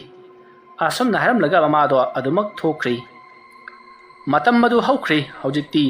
ꯂꯩꯀꯥꯏ ꯈꯨꯜ ꯑꯗꯨꯗ ꯂꯩꯔꯤꯕ ꯑꯍꯜꯁꯤꯡ ꯑꯗꯨꯅ ꯀꯧꯔꯨꯔꯤꯕ ꯑꯃꯥꯏꯕ ꯍꯥꯏꯕꯗꯨꯁꯨ ꯂꯥꯛꯇꯨꯅ ꯅꯨꯡꯊꯤꯜꯒꯤ ꯄꯨꯡ 3 ꯇꯥꯔꯛꯄ ꯑꯗꯨꯋꯥꯏꯗ ꯂꯥꯏ ꯈꯨꯔꯨꯝꯅꯕꯒꯤꯗꯃꯛꯇ ꯁꯦꯝ ꯁꯥꯔꯤ ꯑꯁꯨꯝꯅ ꯁꯦꯝ ꯁꯥꯔꯛꯄ ꯑꯗꯨꯗ ꯂꯩꯀꯥꯏ ꯑꯗꯨꯒꯤ ꯅꯍꯥ ꯑꯌꯥꯝꯕꯅ ꯂꯣꯏꯅꯃꯛ ꯌꯥꯎꯔꯤ ꯅꯍꯥꯗ ꯅꯠꯇꯅ ꯑꯍꯜ ꯂꯃꯟ ꯅꯨꯄꯤ ꯑꯉꯥꯡ ꯄꯨꯝꯅꯃꯛ ꯇꯤꯜꯂꯔꯤ ꯃꯇꯝ ꯑꯗꯨꯗ ꯑꯃꯥꯏꯕ ꯑꯗꯨꯅ ꯍꯤꯡꯆꯥꯕꯤ ꯑꯗꯨꯅ ꯂꯩꯈꯤꯕ ꯉꯥꯏꯍꯥꯛꯇ ꯊꯧꯗꯣꯛ ꯊꯣꯛꯆꯤꯟ ꯇꯧꯔꯤꯕ ꯎꯃꯪ ꯑꯗꯨꯒꯤ ꯂꯝꯕꯤ ꯑꯗꯣꯝꯗ ꯃꯍꯥꯛꯅ ꯄꯣꯠ ꯆꯩ ꯃꯌꯥꯝ ꯑꯃ ꯀꯠꯇꯨꯅ ꯂꯥꯏ ꯇꯩꯅꯔꯤꯕꯅꯤ ꯍꯥꯏꯗꯨꯅ ꯂꯥꯏ ꯈꯣꯏꯔꯝꯃꯤ ꯇꯧꯔꯤꯕꯁꯤꯡ ꯑꯗꯣ ꯊꯧꯖꯥꯜꯁꯨ ꯌꯥꯎꯔꯤꯕꯅꯤ ꯌꯦꯡꯕ ꯃꯥꯟꯖꯁꯨ ꯌꯥꯎꯔꯤ ꯃꯇꯝ ꯑꯗꯨꯗ ꯊꯧꯖꯥꯜ ꯑꯃꯗꯤ ꯃꯥꯟꯖꯅ ꯌꯦꯡꯅꯔꯒ ꯑꯃꯥꯏꯕ ꯑꯁꯤꯅ ꯇꯧꯔꯤꯕꯁꯤꯕꯨ ꯀꯔꯤꯅꯣ ꯑꯣꯏꯒꯗꯧꯔꯤꯕ꯭ꯔꯥ ꯍꯥꯏꯗꯨꯅ ꯈꯟꯗꯨꯅ ꯂꯩꯅꯔꯤ ꯑꯁꯨꯝꯅ ꯂꯥꯏ ꯈꯣꯏꯔꯝꯕꯗꯣ ꯍꯧꯖꯤꯛꯇꯤ ꯄꯨꯡꯂꯣꯏ ꯂꯣꯏꯔꯤ ꯃꯇꯝ ꯑꯗꯨꯗ ꯑꯃꯥꯏꯕ ꯑꯗꯨꯅ ꯁꯤꯗꯒꯤꯗꯤ ꯀꯔꯤ ꯑꯃꯠꯇ ꯇꯧꯔꯛꯂꯔꯣꯏ ꯍꯤꯡꯆꯥꯕꯤ ꯂꯥꯏꯈꯝ ꯇꯥꯕꯤ ꯍꯥꯏꯗꯅ ꯎꯃꯪ ꯑꯁꯤꯗ ꯍꯤꯡꯆꯥꯕꯤ ꯑꯃ ꯂꯩꯔꯤ ꯍꯥꯏꯔꯤꯕ ꯍꯤꯡꯆꯥꯕꯤ ꯑꯁꯤꯅꯅꯤ ꯅꯈꯣꯏꯒꯤ ꯈꯨꯜ ꯑꯁꯤꯗ ꯑꯃꯥꯡ ꯑꯇꯥ ꯊꯣꯛꯍꯜꯂꯤꯕꯁꯤ ꯑꯗꯨꯕꯨ ꯑꯩꯅ ꯂꯥꯏ ꯇꯩꯅꯔꯝꯂꯕꯅꯤ ꯃꯍꯥꯛꯀꯤ ꯆꯥꯛꯊꯥꯛ ꯄꯤꯔꯝꯂꯕꯅꯤ ꯑꯗꯨꯅ ꯀꯔꯤ ꯑꯃꯠꯇ ꯇꯧꯔꯛꯂꯔꯣꯏꯀꯣ ꯐꯔꯦ ꯑꯗꯨꯗꯤ ꯑꯩꯁꯨ ꯑꯃꯨꯛ ꯆꯠꯈꯤꯅꯕ ꯇꯧꯔꯒꯦ ꯑꯁꯨꯝꯅ ꯑꯃꯥꯏꯕ ꯑꯗꯨꯅ ꯍꯥꯏꯔꯛꯄꯗꯨꯗ ꯂꯩꯀꯥꯏ ꯃꯤꯌꯥꯝ ꯑꯗꯨꯅ ꯑꯃꯥꯏꯕ ꯑꯗꯨꯗ ꯌꯥꯝꯂꯕ ꯁꯦꯟꯐꯝ ꯄꯤꯔꯤ ꯃꯗꯨ ꯎꯕꯗ ꯊꯧꯖꯥꯜꯗꯤ ꯃꯃꯤꯠ ꯅꯥꯕꯅ ꯂꯣꯏꯔꯕꯅꯤ ꯑꯣꯏꯔꯣꯏ ꯄꯥꯔꯣꯏꯗꯕ ꯂꯥꯏ ꯈꯣꯏꯔꯝꯕꯒꯤ ꯊꯧꯔꯝ ꯑꯁꯤꯗ ꯄꯩꯁꯥ ꯃꯌꯥꯝ ꯑꯃ ꯃꯥꯡꯍꯜꯂꯤ ꯍꯥꯏꯗꯨꯅ ꯑꯗꯨꯕꯨ ꯂꯩꯀꯥꯏꯗ ꯇꯧꯔꯛꯄ ꯊꯕꯛꯅꯤꯅ ꯍꯥꯏꯔꯨꯕꯁꯨ ꯌꯥꯗ ꯑꯗꯨꯃꯛ ꯌꯦꯡꯗꯨꯅ ꯂꯩꯕ ꯇꯥꯔꯝꯃꯤ ꯃꯁꯤꯗꯒꯤꯗꯤ ꯑꯃꯥꯏꯕ ꯑꯗꯨꯁꯨ ꯆꯠꯈ꯭ꯔꯤ ꯑꯗꯨꯗꯨꯒ ꯂꯩꯀꯥꯏ ꯑꯗꯨꯒꯤ ꯈꯨꯜ ꯑꯗꯨꯒꯤ ꯃꯤꯌꯥꯝꯁꯨ ꯃꯥꯒꯤ ꯃꯌꯨꯝꯗ ꯃꯍꯩ ꯂꯣꯏꯅꯃꯛ ꯍꯟꯅꯈ꯭ꯔꯤ ꯊꯧꯖꯥꯜ ꯑꯃꯗꯤ ꯃꯥꯟꯖꯁꯨ ꯃꯌꯨꯝꯂꯣꯝꯗ ꯍꯜꯂꯛꯂꯤ ꯃꯇꯝ ꯑꯗꯨꯗ ꯃꯥꯟꯖꯅ ꯊꯧꯖꯥꯜꯗ ꯍꯧꯖꯤꯛꯀꯤ ꯑꯃꯥꯏꯕꯗꯨꯅ ꯁꯣꯜꯂꯤꯕ ꯂꯩꯋꯥꯁꯤꯡꯗꯨꯕꯨ ꯇꯁꯦꯡꯅ ꯍꯤꯡꯆꯥꯕꯤ ꯇꯥꯟꯕꯒꯤ ꯂꯩꯋꯥ ꯑꯣꯏꯔꯝꯒꯗ꯭ꯔꯅꯦ ꯍꯩ ꯍꯌꯥ ꯍꯩ ꯔꯤꯡ ꯀꯩꯅꯣ ꯇꯧꯔꯤꯗꯨꯕꯣ ꯑꯁ ꯈꯪꯗ꯭ꯔꯦꯗ ꯃꯥꯟꯖ ꯅꯪꯅꯕꯨ ꯍꯦꯟꯅ ꯃꯥꯟꯈ꯭ꯔꯦ ꯁꯥꯕꯒꯤ ꯃꯔꯝꯗ ꯑꯩꯉꯣꯟꯗ ꯍꯦꯟꯅ ꯃꯥꯟꯕ ꯂꯩꯄꯣꯟꯇꯦ ꯅꯪꯒꯁꯤ ꯍꯧꯖꯤꯛ ꯐꯩꯖꯩ ꯆꯠꯄ ꯌꯥꯅꯅꯕ ꯃꯟꯇ꯭ꯔ ꯑꯃ ꯁꯣꯜꯂꯛꯑꯣ ꯍꯥꯏꯕ꯭ꯔꯣ ꯌꯥꯔꯦ ꯑꯗꯥꯏꯗ ꯂꯦꯞꯄꯣ ꯌꯥꯔꯦ ꯑꯁꯨꯝꯅ ꯃꯥꯟꯖ ꯑꯃꯗꯤ ꯊꯧꯖꯥꯜ ꯋꯥꯔꯤ ꯁꯥꯟꯅꯗꯨꯅ ꯅꯣꯛꯇꯨꯅ ꯁꯨꯝ ꯂꯥꯛꯄꯅ ꯍꯧꯖꯤꯛꯇꯤ ꯃꯥꯒꯤ ꯌꯨꯝꯒꯤ ꯊꯣꯡꯒꯥꯜ ꯌꯧꯔꯛꯂꯗꯨꯅ ꯃꯥꯟꯖꯁꯨ ꯃꯌꯨꯝꯂꯣꯝꯗ ꯍꯟꯈ꯭ರಿ ꯑꯗꯨꯒ ꯊꯧꯖꯥꯜꯁꯨ ꯃꯌꯨꯝꯂꯣꯝꯗ ꯆꯪꯂꯛꯂꯤ ꯑꯁꯨꯝꯅ ꯃꯇꯝ ꯑꯗꯨ ꯍꯧꯈ꯭ꯔꯤ ꯅꯨꯃꯤꯗꯥꯡ ꯑꯣꯏꯁꯤꯜꯂꯛꯂꯤ ꯅꯨꯃꯤꯗꯥꯡ ꯑꯗꯨꯗ ꯊꯧꯖꯥꯜꯒꯤ ꯃꯃꯥꯅ ꯆꯥꯛ ꯏꯟꯁꯥꯡ ꯊꯣꯡꯗꯨꯅ ꯆꯥꯕ ꯊꯛꯄ ꯄꯨꯝꯅꯃꯛ ꯂꯣꯏꯔꯕꯒꯤ ꯇꯨꯡꯗ ꯉꯁꯤꯁꯨ ꯂꯩꯀꯥꯏ ꯑꯗꯨꯒꯤ ꯅꯍꯥꯁꯤꯡ ꯂꯩꯀꯥꯏ ꯑꯗꯨꯗ ꯂꯩꯔꯤꯕ ꯁꯥ ꯉꯥ ꯑꯃꯗꯤ ꯌꯦꯟ ꯉꯥꯅꯨ ꯈꯨꯅꯨꯁꯤꯡ ꯑꯗꯣ ꯉꯥꯛ ꯁꯦꯟꯕꯒꯤ ꯊꯕꯛ ꯆꯠꯊꯒꯗꯧꯔꯤꯕꯅꯤ ꯃꯔꯝ ꯑꯗꯨꯅ ꯊꯣꯛꯇꯕ ꯌꯥꯔꯣꯏ ꯍꯥꯏꯗꯨꯅ ꯊꯧꯖꯥꯜꯒꯤ ꯃꯃꯥꯅ ꯍꯥꯏꯔꯤ ꯋꯥꯐꯝ ꯑꯗꯨ ꯇꯥꯕꯗ ꯊꯧꯖꯥꯜꯒꯤ ꯃꯄꯥꯅ ꯉꯁꯥꯏ ꯑꯃꯥꯏꯕꯗ ꯂꯥꯏ ꯈꯣꯏꯔꯝꯈ꯭ꯔꯕꯗꯨꯗꯤ ꯑꯗꯨꯅ ꯀꯔꯤꯁꯨ ꯇꯧꯔꯛꯂꯔꯣꯏ ꯊꯣꯛꯂꯨꯔꯒꯅꯨ ꯍꯥꯏꯔꯤ ꯊꯧꯖꯥꯜꯁꯨ ꯍꯣꯏꯗ ꯑꯃꯥꯏꯕꯗ ꯂꯥꯏ ꯈꯣꯏꯔꯝꯈ꯭ꯔꯕꯅꯤ나 ꯀꯩꯁꯨ ꯇꯧꯔꯔꯣꯏ ꯍꯤꯡꯆꯥꯕꯤꯁꯨ ꯉꯁꯥꯏꯅ ꯃꯟꯇ꯭ꯔ ꯃꯌꯥꯝꯗꯨꯅ ꯊꯥꯕꯗ ꯉꯥꯎꯗꯅ ꯆꯦꯜꯂꯝꯂꯒꯅꯤ ꯍꯥꯏꯗꯨꯅ ꯃꯄꯥꯕꯨꯡꯗ ꯍꯥꯏꯔꯝꯂꯒ ꯃꯥꯒꯤ ꯀꯥꯗ ꯆꯪꯈꯤ ꯊꯧꯖꯥꯜꯒꯤ ꯋꯥꯐꯝ ꯑꯗꯨ ꯇꯥꯕꯗ ꯊꯧꯖꯥꯜꯒꯤ ꯃꯃꯥꯒ ꯃꯄꯥꯒꯗꯣ ꯌꯦꯡꯅꯔꯒ ꯃꯟꯇ꯭ꯔꯅ ꯊꯥꯕꯗꯕꯨ ꯍꯤꯡꯆꯥꯕꯤ ꯆꯦꯟꯕ꯭ꯔꯅꯦ ꯑꯁꯨꯝꯅ ꯍꯪꯅꯔꯒ ꯂꯩꯍꯧꯔꯤ ꯁꯣꯝꯗꯅ ꯀꯝꯗꯧꯔꯤ ꯂꯩꯀꯥꯏ ꯑꯗꯨꯗ ꯂꯩꯔꯤꯕ ꯅꯍꯥ ꯄꯨꯝꯅꯃꯛ ꯊꯣꯔꯛꯇꯨꯅ ꯉꯁꯤꯁꯨ ꯉꯥꯛ ꯁꯦꯟꯕꯒꯤ ꯊꯕꯛ ꯆꯠꯊꯔꯤ ꯑꯁꯨꯝꯅ ꯇꯧꯗꯨꯅ ꯍꯧꯖꯤꯛꯇꯤ ꯅꯨꯃꯤꯗꯥꯡꯒꯤ ꯄꯨꯡ 9:30 ꯇꯥꯁꯤꯜꯂꯛꯂꯤ ꯃꯇꯝ ꯑꯗꯨꯗ ꯊꯧꯖꯥꯜꯗꯣ ꯃꯤꯀꯞ ꯊꯣꯔꯛꯂꯤ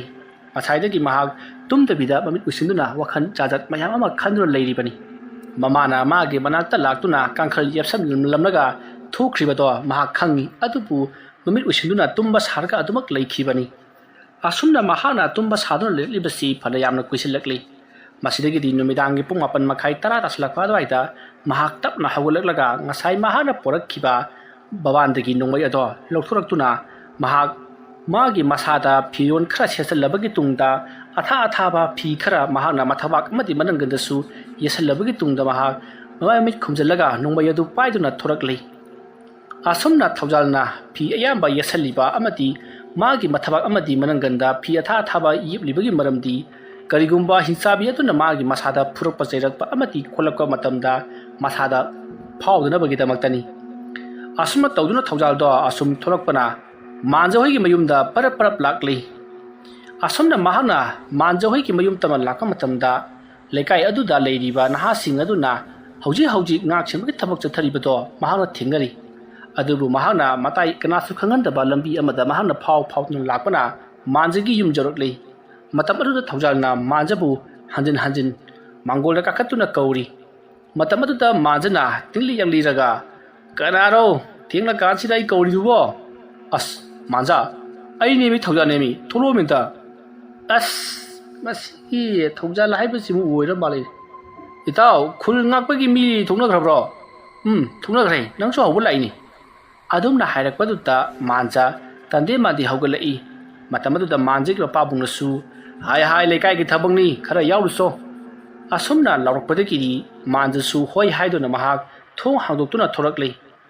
ꯊꯧꯖꯥꯜꯅ ꯇꯧꯔꯛꯂꯤꯕ ꯃꯑꯣꯡ ꯑꯗꯨꯗ ꯃꯍꯥꯛꯇꯤ ꯄꯨꯡꯉꯛ ꯉꯛꯂꯨꯔꯤ ꯃꯃꯥꯏ ꯃꯃꯤꯠ ꯄꯨꯝꯅꯃꯛ ꯑꯃꯨꯕ ꯐꯤ ꯑꯃꯅ ꯌꯦꯠꯁꯜꯂꯤ ꯑꯗꯨꯒ ꯃꯁꯥ ꯑꯗꯨꯁꯨ ꯉꯁꯥꯏ ꯃꯍꯥꯛꯅ ꯎꯈꯤꯕ ꯑꯗꯨꯗꯒꯤ ꯁꯔꯨꯛ ꯀꯌా ꯑꯃ ꯍꯦꯟꯀꯠꯅ ꯆꯥꯎꯅ ꯎꯔꯤ ꯃꯗꯨ ꯎꯕꯗ ꯃꯥꯟꯖꯅ ꯅꯪꯕꯨ ꯀꯅꯥꯅꯣꯅꯦ ꯊꯧꯖꯥꯜ ꯁꯥꯔꯒ ꯂꯥꯛꯂꯤꯕ ꯍꯥꯏꯕꯗꯨꯔꯣ ꯍꯤꯡꯆꯥꯕꯤꯗꯨ ꯃꯥꯟꯖꯜꯂꯦꯀꯣ ꯅꯪ ꯑꯁ ꯉꯥꯡ ꯂꯩꯔꯅꯨ ꯅꯪꯁꯨꯅꯦ ꯐꯤꯔꯣꯟ ꯈꯔ ꯑꯊꯥꯕ ꯁꯦꯠꯆꯜꯂꯣ ꯈꯣꯡꯒꯥꯎꯒꯗꯣ 4 5 6 7 8 9 10 ꯂꯣꯟꯁꯤꯜꯂꯛꯑꯣ ꯀꯔꯤ ꯈꯣꯡꯒꯥꯎꯁꯤꯕꯨ 4 5 6 7 8 9 ꯂꯣꯟꯁꯤꯜꯂꯛꯀꯗꯕ ꯍꯣꯏꯌꯦꯃꯤ ꯅꯪꯕꯣ ꯅꯪꯒꯤꯁꯤꯕꯣ ꯈꯨꯟ ꯉꯥꯛꯀꯗꯧꯔꯤꯕ꯭ꯔꯥ ꯍꯤꯡꯆꯥꯕꯤ ꯊꯤꯕ ꯆꯠꯀꯗꯧꯔꯤꯕ꯭ꯔꯥ ꯈꯪꯗ꯭ꯔꯦꯗ ꯑꯅꯤꯃꯛꯅꯤ ꯑꯅꯤꯃꯛ ꯂꯥꯛꯑꯣ ꯑꯁꯨꯝꯅ ꯃꯥꯟꯖꯗꯣ ꯃꯐꯤ ꯃꯔꯣꯟ ꯄꯨꯝꯅꯃꯛ ꯑꯊꯥꯕ ꯁꯦꯠꯍꯜꯂꯕꯒꯤ ꯇꯨꯡꯗ ꯊꯧꯖꯥꯜꯅ ꯃꯥꯟꯖꯕꯨ ꯄꯨꯗꯨꯅ ꯂꯥꯛꯂꯤ ꯃꯇꯝ ꯑꯗꯨꯗ ꯃꯥꯟꯖꯅ ꯃꯥꯡꯒꯣꯜ ꯀꯨꯝꯊꯔꯝꯗꯥꯏꯗ ꯉꯥꯏꯈꯣ ꯑꯩꯈꯣꯏꯒꯤ ꯇꯣꯔꯆ ꯂꯥꯏꯠ ꯑꯉꯥꯡꯕ ꯑꯃ ꯂꯩꯕꯅꯤ ꯃꯗꯨ ꯄꯨꯔꯛꯀꯦ ꯍꯣꯏꯅꯦ ꯑꯩꯁꯨ ꯇꯣꯔꯆ ꯂꯥꯏꯠ ꯀꯥꯎꯗꯅ ꯄꯨꯔꯛꯇ꯭ꯔꯦꯅꯦ ꯄꯨꯔꯛꯑꯣꯏ ꯅꯪꯗꯤ ꯑꯁꯨꯝꯅ ꯍꯥꯏꯔꯒ ꯃꯥꯟꯖꯅ ꯏꯃꯨꯡꯗ ꯄꯔꯞ ꯆꯦꯟꯁꯤꯟꯈ꯭ꯔꯒ ꯇꯣꯔꯆ ꯂꯥꯏꯠ ꯑꯉꯥꯟꯕ ꯑꯃ ꯄꯨꯊꯣꯔꯛꯂꯤ ꯃꯁꯤꯗꯒꯤꯗꯤ ꯃꯈꯣꯏ ꯑꯅꯤ ꯊꯣꯡꯒꯥꯜꯂꯣꯝꯗ ꯑꯁꯨꯃꯛ ꯂꯥꯛꯂꯤ ꯃꯇꯝ ꯑꯗꯨꯗ ꯃꯥꯟꯖꯅ ꯑꯗꯣ ꯏꯇꯥꯎ ꯍꯧꯖꯤꯛ ꯀꯩꯗꯧꯁꯤ ꯍꯥꯏꯕꯅꯣ ꯅꯣꯡꯃꯩꯗꯤ ꯅꯪꯅ ꯄꯥꯏꯔꯦ ꯑꯩꯗꯤ ꯇꯣꯔꯆ ꯂꯥꯏꯠꯁꯤ ꯑꯩꯅ ꯄꯥꯏꯖꯕꯒꯤ ꯋꯥꯅꯤ ꯃꯁꯤꯅ ꯈꯨꯠꯂꯥꯏ ꯑꯣꯏꯅ ꯁꯤꯖꯤꯟꯅꯕ ꯌꯥꯕꯗꯤ ꯅꯠꯇꯦ ꯑꯗꯨꯒꯤꯁꯨ ꯃꯊꯛꯇ ꯍꯤꯡꯆꯥꯕꯤꯗ ꯊꯦꯡꯅꯔꯦꯅ ꯈꯜꯂꯣꯅꯦ ꯀꯩꯅꯣ ꯏꯕꯥꯅꯤ ꯇꯧꯗꯣꯏꯗꯨꯕꯣ ꯃꯤꯗꯤ ꯂꯥꯏꯅꯤ ꯏꯇꯥꯎ ꯑꯃꯨꯛꯀ ꯇꯨꯃꯤꯟꯅ ꯂꯩꯌꯨ ꯑꯁꯨꯝꯅ ꯍꯥꯏꯔꯒ ꯊꯧꯖꯥꯜ ꯑꯃꯗꯤ ꯃꯥꯟꯖ ꯃꯈꯣꯏ ꯑꯅꯤꯗꯣ ꯎꯃꯪꯒꯤ ꯂꯝꯕꯤꯔꯣꯝꯗ ꯆꯠꯁꯤ ꯍꯥꯏꯗꯨꯅ ꯆꯠꯄ ꯍꯧꯔꯛꯂꯤ ꯃꯥꯟꯖꯗꯤ ꯊꯧꯖꯥꯜꯅ ꯇꯧꯔꯤꯕ ꯃꯇꯧ ꯑꯗꯨꯗ ꯃꯍꯥꯛꯇ ꯌꯥꯝꯅ ꯍꯩꯅꯖꯔꯝꯗꯦ ꯃꯁꯥꯗꯣ ꯈꯤꯔꯨꯝ ꯂꯥꯎꯏ ꯌꯥꯝꯅ ꯀꯤꯔꯤ ꯃꯁꯤꯗꯒꯤꯗꯤ ꯃꯍꯥꯛꯅ ꯅꯥꯛ ꯌꯦꯠ ꯇꯨꯡ ꯃꯥꯡ ꯌꯦꯡꯉꯤ ꯃꯇꯝꯗꯣ ꯊꯥꯕꯜꯁꯨ ꯌꯥꯝꯅ ꯐꯔꯤ ꯑꯗꯨꯅ ꯖꯒꯥ ꯈꯔꯗꯤ ꯑꯗꯨꯃꯛ ꯉꯥꯜꯂꯤꯕꯅꯤ ꯎꯒꯤ ꯃꯔꯨꯝꯅ ꯈꯟꯖꯟꯗꯨꯅ ꯉꯥꯟꯗ꯭ꯔꯕ ꯊꯣꯛꯂꯕꯁꯨ ꯎꯅ ꯈꯟꯖꯟꯕ ꯌꯧꯗꯕ ꯈꯔ ꯃꯈꯩꯗꯤ ꯑꯗꯨꯃꯛ ꯉꯥꯜꯂꯤ ꯊꯥꯕꯜꯒꯤ ꯉꯥꯜꯂꯕ ꯃꯉꯥꯜ ꯑꯗꯨꯗ ꯃꯥꯟꯖ ꯑꯃꯗꯤ ꯊꯧꯖꯥꯜ ꯑꯁꯨꯝ ꯆꯪꯁꯤꯜꯂꯛꯄꯅ ꯎꯃꯪ ꯑꯗꯨꯗ ꯐꯅꯌꯥꯝ ꯁꯥꯡꯅ ꯆꯪꯁꯤꯜꯂꯛꯂꯤ ꯇꯥꯟꯖꯥ ꯑꯗꯨꯃꯛꯇꯗ ꯎꯃꯪ ꯑꯗꯨꯗ ꯀꯔꯤꯅꯣ ꯄꯣꯠꯁꯛ ꯑꯃ ꯌꯥꯝꯅ ꯀꯟꯅ ꯁꯣꯔꯣ ꯅꯩꯈꯥꯏꯗꯨꯅ ꯆꯦꯟꯈꯤꯕꯒꯤ ꯈꯣꯟꯖꯦꯜ ꯑꯃ ꯇꯥꯏ ꯈꯣꯟꯖꯦꯜ ꯑꯗꯨ ꯇꯥꯕꯗ ꯃꯥꯟꯖꯅ ꯋꯣꯏꯃ ꯂꯩꯔꯦ ꯍꯥꯏꯗꯨꯅ ꯇꯣꯔꯆ ꯂꯥꯏꯠ ꯑꯗꯣ ꯀꯨꯠꯂꯩ ꯂꯩꯗꯨꯅ ꯀꯥꯞꯄꯤ ꯑꯗꯨꯒ ꯃꯍꯥꯛꯅ ꯇꯥꯔꯤꯕ ꯈꯣꯟꯖꯦꯜ ꯑꯗꯣꯝꯗ ꯇꯣꯔꯆ ꯂꯥꯏꯠꯇꯣ ꯀꯨꯠꯂꯩ ꯂꯩꯗꯨꯅ ꯀꯥꯞꯇꯨꯅ ꯌꯦꯡꯂꯒ ꯀꯅꯥ ꯂꯩꯒꯦ ꯍꯥꯏꯗꯨꯅ ꯍꯪꯉꯤ ꯑꯗꯨꯝꯅ ꯃꯥꯟꯖꯅ ꯇꯧꯔꯛꯄ ꯑꯗꯨꯗ ꯊꯧꯖꯥꯜꯅ ꯂꯥꯡꯒꯅꯨ ꯍꯥꯏꯗꯨꯅ ꯃꯉꯣꯟꯗ ꯏꯪꯒꯤꯠ ꯄꯤꯔꯤ ꯃꯁꯤꯗꯒꯤꯗꯤ ꯃꯥꯟꯖꯗꯣ ꯇꯨꯃꯤꯟꯅ ꯑꯃꯨꯛ ꯂꯩ ꯁꯣꯝꯗꯅ ꯊꯧꯖꯥꯜ ꯃꯍꯥꯛꯀꯤ ꯅꯣꯡꯃꯩꯗꯣ ꯆꯦꯠ ꯄꯥꯏꯗꯨꯅ ꯇꯞꯅ ꯐꯝꯊꯔꯒ ꯑꯀꯣꯏꯕ ꯑꯗꯨꯗ ꯀꯔꯤ ꯂꯩꯕꯅꯣ ꯍꯥꯏꯗꯨꯅ ꯀꯨꯌꯦꯡ ꯌꯦꯡꯉꯤ asomna mahana yengdu leiding matam maduda mukoi ani gi mangmakta lamok ama yamna yangna chenki asomna lamok aduna khonglaga chenki baduda thaujalna lamlaki sa asida nangna kiri bani ne ha asibu hingsa biro itau thaujal asi hingsa bigi macha soidana wairamgani mani ne wairamgani base nangna ngangbasima lawse kharaga changchansi as thaujal halasi mi nangbo ayya bhaini raktreba askra se biro ke to sai tagna biro aduga nang hanlo yagro yani nang hallo as mungda ki phanayam su changchi lagle ai amo han ki badu marakta satkhadi adu ki kana se to sai se payu la badi ne ngomna borna bata bani nang sai ki gili se ki no nang ki no pai bani no faye ai di pai de nei bungo se aduga nang payu se as biro se pai ke se asomna manja amadi thaujal ngarang narduna asom lakko matamda umang aduda karino ama murung sonbagi makhol tar'i aduga yamna hauna nokpagi khonjal su tari khonjal adu tabada manjana taw masida nokpagi khonjal la ngarang wari sanapagi khonjal la kinuma tik nokpagi khonjal su tari masibu chabigi makhona tabrone itaw tumini ngakta layo asomna mabani na paktharaga kari lebagi haiduna kuleji tu jinglingai umang aduta angugo maiku mayam amana lachin thajalakli maside kiti haujikti umang ado lechil anguba aduna yamna thana kupsilakpanina haujikti jaga amadaki jaga amada unaba haipado khara wana thokli asomna lachin thajalakpa aduta thaujalna itaw manja ekhujal iba jaga asida lachin thakli basi karigino ningtham thasuna ti taw masi moyi hingcha biduna aya tawbo erangani taw as lawse khara changchansi asomna hairaga manjabu makut paiduna khara changchanna ba singchalai adumne hek torokpaga hauji manja amadi thaujana laidiba adomda kanagumba miyoi ama yamna khek launa nuklaga kudrung chensalakpa aduda manjana hingchabi thole haiduna lauraga chinthokhinaba honari tanja adumakada thaujalna manjaki machinadu mensilaga umagi marumda singchanduna tumina lotuna lairi adumna mahana hek lot khibaga manak adaita karino khangtaba machin tumba pasak kaya ama paisilakuna aduda jungi aduga mabanina phamdu leiramba jaga aduda su machin tumba pot kaya amana yungchalai karino ba makhoina phamduna leiramba taragadi hojik payakliba atumba pasak sing aduna thinduna makhoi siramgadoribani masidegi di khanghaudana nupigi sabhan donga tawba masambana isang sangba amuba phijon chetpa masam adudagi tatharakpa masam sing aduna maklak chawda natana jon lauba phi setpa nupi musin muba ama makhoi gi mamangda leiriba yungnun leiriba atun tumba posa singado amamum tawena satliba do uri madu ubada thaujalna masi hingsabi haibda soda oramgani asumna khallaga thaujalna mahana pariba nongmai ado nupi aduda em lauduna ka manna pa honari adumna adudagi septharaga em lauduna mahanga leiringai tanja aduda mahakki manakta ki yamna lapta bida leiriba nupi gi saban manba masamana isang sangba musin muba aduna phat lekthropata mapa chanaruri masidegi di thaujalna mana paiba nomaya do amuktang safu kana kapthorai adumna kapthrokpa adutta hauji makhoi gi mamangna lepliba hingsa bi hairiba ado mpham madugi yamna hauna launa chenkhri masidegi thaujal amati manjana tano haiduna tanarai manjasu nomagi makhol ahoba mata kibatuta kiba khara phabagum maksu tanabadu yawri tosai aduna akoi paduda kapli asomna makhoina hingsabi aduna senkhiba adumda kanna tanarka matamdadi karigumba posak ama taduna leiramli matamadu thaujalna kairu sidi smoke bomb ni masi oi bataidana umang ngasida khanguduna lechin aguba thadal lali base fare masi punama umang ngasida lotuna leiba saing saba hingsabi saba huranba kanggu amana tawba sodna oramgani ai maja naksu oidana se tano aikoina mokhoi phangno tangdaba yadabani asomna hainaraga manja amadi thaujal mokhoi ki mamangdagi chenkhiba hingsabi ado tanarakli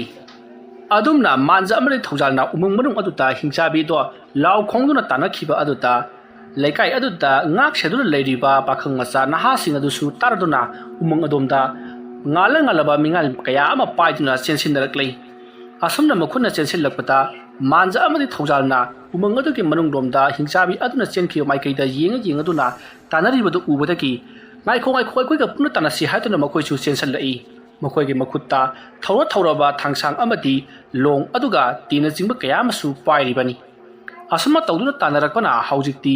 ꯃꯥꯟꯖ ꯑꯃꯗꯤ ꯊꯧꯖꯥꯜꯅ ꯃꯐꯝ ꯑꯃꯗ ꯂꯨꯝꯗꯨꯅ ꯂꯩꯔꯤꯉꯩ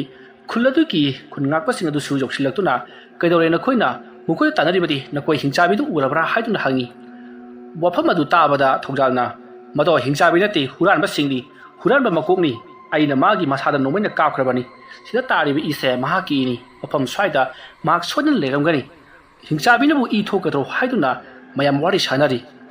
ꯑꯋꯣꯏꯕꯃꯛꯀꯤꯁꯨ ꯃꯈꯣꯏꯅ ꯅꯣꯡꯃꯩꯅ ꯀꯥꯞꯄꯨꯔꯤꯕꯗꯣ ꯃꯤꯅ ꯁꯥꯔꯤꯕ ꯍꯨꯔꯥꯟꯕ ꯍꯤꯡꯆꯥꯕꯤ ꯑꯃꯅꯤ ꯍꯤꯡꯆꯥꯕꯤ ꯁꯥꯗꯨꯅ ꯍꯨꯔꯥꯟꯕꯁꯤꯡ ꯑꯗꯨꯅ ꯇꯧꯔꯤꯕꯅꯤ ꯑꯁꯨꯝꯅ ꯇꯧꯗꯨꯅ ꯍꯧꯖꯤꯛꯇꯤ ꯃꯈꯣꯏ ꯃꯌꯥꯝꯅ ꯑꯀꯣꯏꯕꯗꯨꯗ ꯆꯈꯥꯏꯗꯨꯅ ꯊꯤꯔꯛꯄꯗ ꯅꯨꯄꯤꯒꯤ ꯃꯑꯣꯡ ꯃꯥꯟꯕ ꯃꯁꯝ ꯃꯅꯥ ꯖꯨꯝ ꯊꯥꯗꯕ ꯃꯤꯑꯣꯏ ꯑꯃ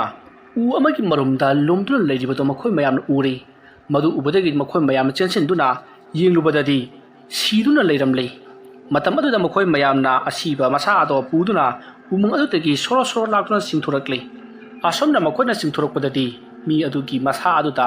ꯅꯣꯡꯃꯩ ꯃꯔꯨ ꯀꯌꯥ ꯑꯃꯅ ꯄꯥꯟꯕꯒꯤ ꯗꯥꯛꯐꯝ ꯂꯩꯔꯝꯃꯤ ꯑꯗꯨꯒ ꯃꯈꯣꯏꯅ ꯁꯦꯠꯂꯤ ꯆꯥꯔꯤꯕ ꯄꯨꯝꯅꯃꯛ ꯂꯧꯊꯣꯛꯇꯨꯅ ꯌꯦꯡꯂꯨꯕꯗꯗꯤ ꯃꯈꯣꯏꯅ ꯃꯁꯛ ꯈꯪꯗꯕ ꯀꯅꯥꯅꯁꯨ ꯈꯪꯗꯕ ꯅꯤꯄꯥ ꯑꯃ ꯑꯣꯏꯗꯨꯅ ꯂꯩꯔꯝꯂꯤ ꯃꯁꯤꯗꯒꯤꯗꯤ ꯈꯨꯟꯖꯥ ꯃꯤꯌꯥꯝ ꯇꯥꯟꯅꯅꯕ ꯍꯧꯖꯤꯛꯇꯤ ꯂꯣꯏꯅꯃꯛ ꯀꯧꯊꯣꯛꯂꯤ ꯑꯗꯨꯒ ꯃꯈꯣꯏꯅ ꯉꯍꯥꯟꯗꯒꯤ ꯍꯤꯡꯆꯥꯕꯤꯅꯤ ꯍꯥꯏꯗꯨꯅ ꯈꯟꯗꯨꯅ ꯂꯩꯔꯤꯕ ꯑꯗꯣ ꯃꯤꯅ ꯁꯥꯕ ꯍꯤꯡꯆꯥꯕꯤꯅꯤ ꯍꯥꯏꯗꯨꯅ ꯃꯌꯥꯝꯗ ꯌꯦꯡꯍꯜꯂꯤ ꯑꯁꯨꯝꯅ ꯇꯧꯗꯨꯅ ꯍꯧꯖꯤꯛꯇꯤ ꯃꯈꯣꯏꯒꯤ ꯈꯨꯜ ꯑꯗꯨꯗ ꯂꯩꯔꯤꯕ ꯍꯤꯡꯆꯥꯕꯤ ꯁꯥꯔꯝꯕ ꯍꯨꯔꯥꯟꯕ ꯑꯗꯣ ꯅꯣꯡꯃꯩꯅ ꯀꯥꯞꯇꯨꯅ ꯍꯥꯠꯈ꯭ꯔꯦ ꯍꯥꯏꯗꯨꯅ ꯃꯌꯥꯝ ꯋꯥ ꯂꯥꯎꯅꯈ꯭ꯔꯤ ꯑꯗꯨꯒ ꯊꯧꯗꯣꯛ ꯑꯗꯨꯗ ꯍꯛꯊꯦꯡꯅꯅ ꯅꯣꯡꯃꯩ ꯄꯥꯏꯗꯨꯅ ꯂꯥꯟꯊꯦꯡꯅꯕ ꯆꯪꯉꯨꯕ ꯊꯧꯖꯥꯜ ꯑꯃꯗꯤ ꯃꯥꯟꯖꯕꯨꯁꯨ ꯃꯌꯥꯝꯅ ꯊꯥꯒꯠꯅꯈꯤ ꯃꯁꯤꯗꯒꯤꯗꯤ ꯃꯊꯪꯒꯤ ꯑꯌꯨꯛꯇ ꯑꯁꯤꯕ ꯅꯨꯄꯥ ꯑꯗꯨꯒꯤ ꯃꯔꯤ ꯃꯈꯣꯡ ꯈꯪꯗꯣꯛꯅꯅꯕꯒꯤꯗꯃꯛꯇ ꯅꯨꯄꯥ ꯑꯗꯨꯒꯤ ꯐꯣꯇꯣꯅꯆꯤꯡꯕ ꯀꯌꯥ ꯑꯃ ꯀꯥꯞꯇꯨꯅ ꯊꯥꯗꯣꯛꯈ꯭ꯔꯤ ꯑꯁꯨꯝꯅ ꯇꯧꯗꯨꯅ ꯅꯨꯃꯤꯠ ꯑꯗꯨꯒꯤ ꯅꯨꯃꯤꯗꯥꯡ ꯋꯥꯏꯔꯝꯗ ꯑꯁꯤꯕ ꯅꯨꯄꯥ ꯑꯗꯨꯒꯤ ꯃꯤꯑꯣꯏꯅꯤ ꯍꯥꯏꯕ ꯀꯥꯡꯕꯨ ꯈꯔ ꯂꯥꯛꯇꯨꯅ ꯃꯈꯣꯏꯅ ꯇꯧꯈꯤꯕꯁꯤꯡ ꯑꯗꯣ ꯉꯥꯛꯄꯤꯅꯕ ꯍꯥꯏꯖꯔꯝꯂꯒ ꯑꯁꯤꯕ ꯍꯛꯆꯥꯡ ꯑꯗꯣ ꯄꯨꯈ꯭ꯔꯤ ꯑꯁꯨꯝꯅ ꯇꯧꯗꯨꯅ ꯍꯧꯖꯤꯛꯇꯤ ꯈꯨꯜ ꯑꯗꯨꯗ ꯂꯩꯔꯤꯕ ꯄ꯭ꯔꯖꯥ ꯄꯨꯝꯅꯃꯛ ꯅꯍꯥꯟꯗꯒꯤ ꯃꯈꯣꯏꯅ ꯂꯩꯔꯤꯕ ꯈꯨꯜ ꯑꯗꯨꯗ ꯇꯝꯅꯔꯤꯕ ꯍꯤꯡꯆꯥꯕꯤꯅꯤ ꯍꯥꯏꯔꯤꯕ ꯑꯁꯤꯗꯤ ꯍꯤꯡꯆꯥꯕꯤ ꯑꯣꯏꯔꯝꯗ꯭ꯔꯤ ꯀꯔꯤꯁꯨ ꯂꯩꯇꯕ ꯍꯨꯔꯥꯟꯕ ꯑꯃꯅ ꯍꯤꯡꯆꯥꯕꯤ ꯁꯥꯗꯨꯅ ꯇꯧꯕ ꯑꯣꯏꯔꯝꯂꯦ ꯍꯥꯏꯗꯨꯅ ꯃꯌꯥꯝ ꯑꯗꯣ ꯀꯔꯤꯁꯨ ꯊꯣꯏꯗꯣꯛꯅ ꯈꯟꯅꯈꯤꯗ꯭ꯔꯤ ꯑꯁꯨꯝꯅ ꯇꯧꯗꯨꯅ ꯍꯞꯇꯥ 2-3 ꯍꯧꯈ꯭ꯔꯤ ꯃꯥꯟꯖ ꯑꯃꯗꯤ ꯊꯧꯖꯥꯜꯁꯨ ꯃꯈꯣꯏꯅ ꯕꯕꯥꯟꯗꯗꯒꯤ ꯂꯧꯔꯨꯕ ꯅꯣꯡꯃꯩ ꯑꯗꯨꯁꯨ ꯍꯧꯖꯤꯛꯇꯤ ꯕꯕꯥꯟꯗꯗ ꯊꯤꯜꯂꯨꯔꯤ ꯑꯁꯨꯝꯅ ꯇꯧꯗꯨꯅ ꯍꯞꯇꯥ 2-3 ꯍꯧꯈ꯭ꯔꯕꯒꯤ ꯇꯨꯡꯗ ꯅꯣꯡꯃ ꯅꯨꯃꯤꯗꯥꯡ ꯑꯃ ꯈꯨꯜ ꯑꯗꯨꯒꯤ ꯄ꯭ꯔꯖꯥ ꯈꯔ ꯀꯩꯊꯦꯜꯗ ꯆꯠꯂꯨꯕꯗꯒꯤ ꯍꯜꯂꯛꯂꯝꯃꯤ ꯄꯨꯟꯅ ꯃꯈꯣꯏ 3ꯅꯤ ꯑꯁꯨꯝꯅ ꯑꯍꯟ ꯍꯅꯨꯕꯤ ꯈꯔꯒ ꯃꯧ ꯅꯍꯥ ꯈꯔꯒ ꯀꯩꯊꯦꯜ ꯀꯨꯝꯂꯛꯂꯤꯉꯩ ꯃꯇꯝ ꯑꯗꯨꯗ ꯃꯈꯣꯏꯅ ꯆꯠꯂꯤꯕ ꯂꯝꯕꯤ ꯑꯗꯨꯗ ꯌꯥꯝꯅ ꯅꯝꯊꯤꯕ ꯃꯅꯝ ꯑꯃ ꯅꯝꯂꯛꯈꯤ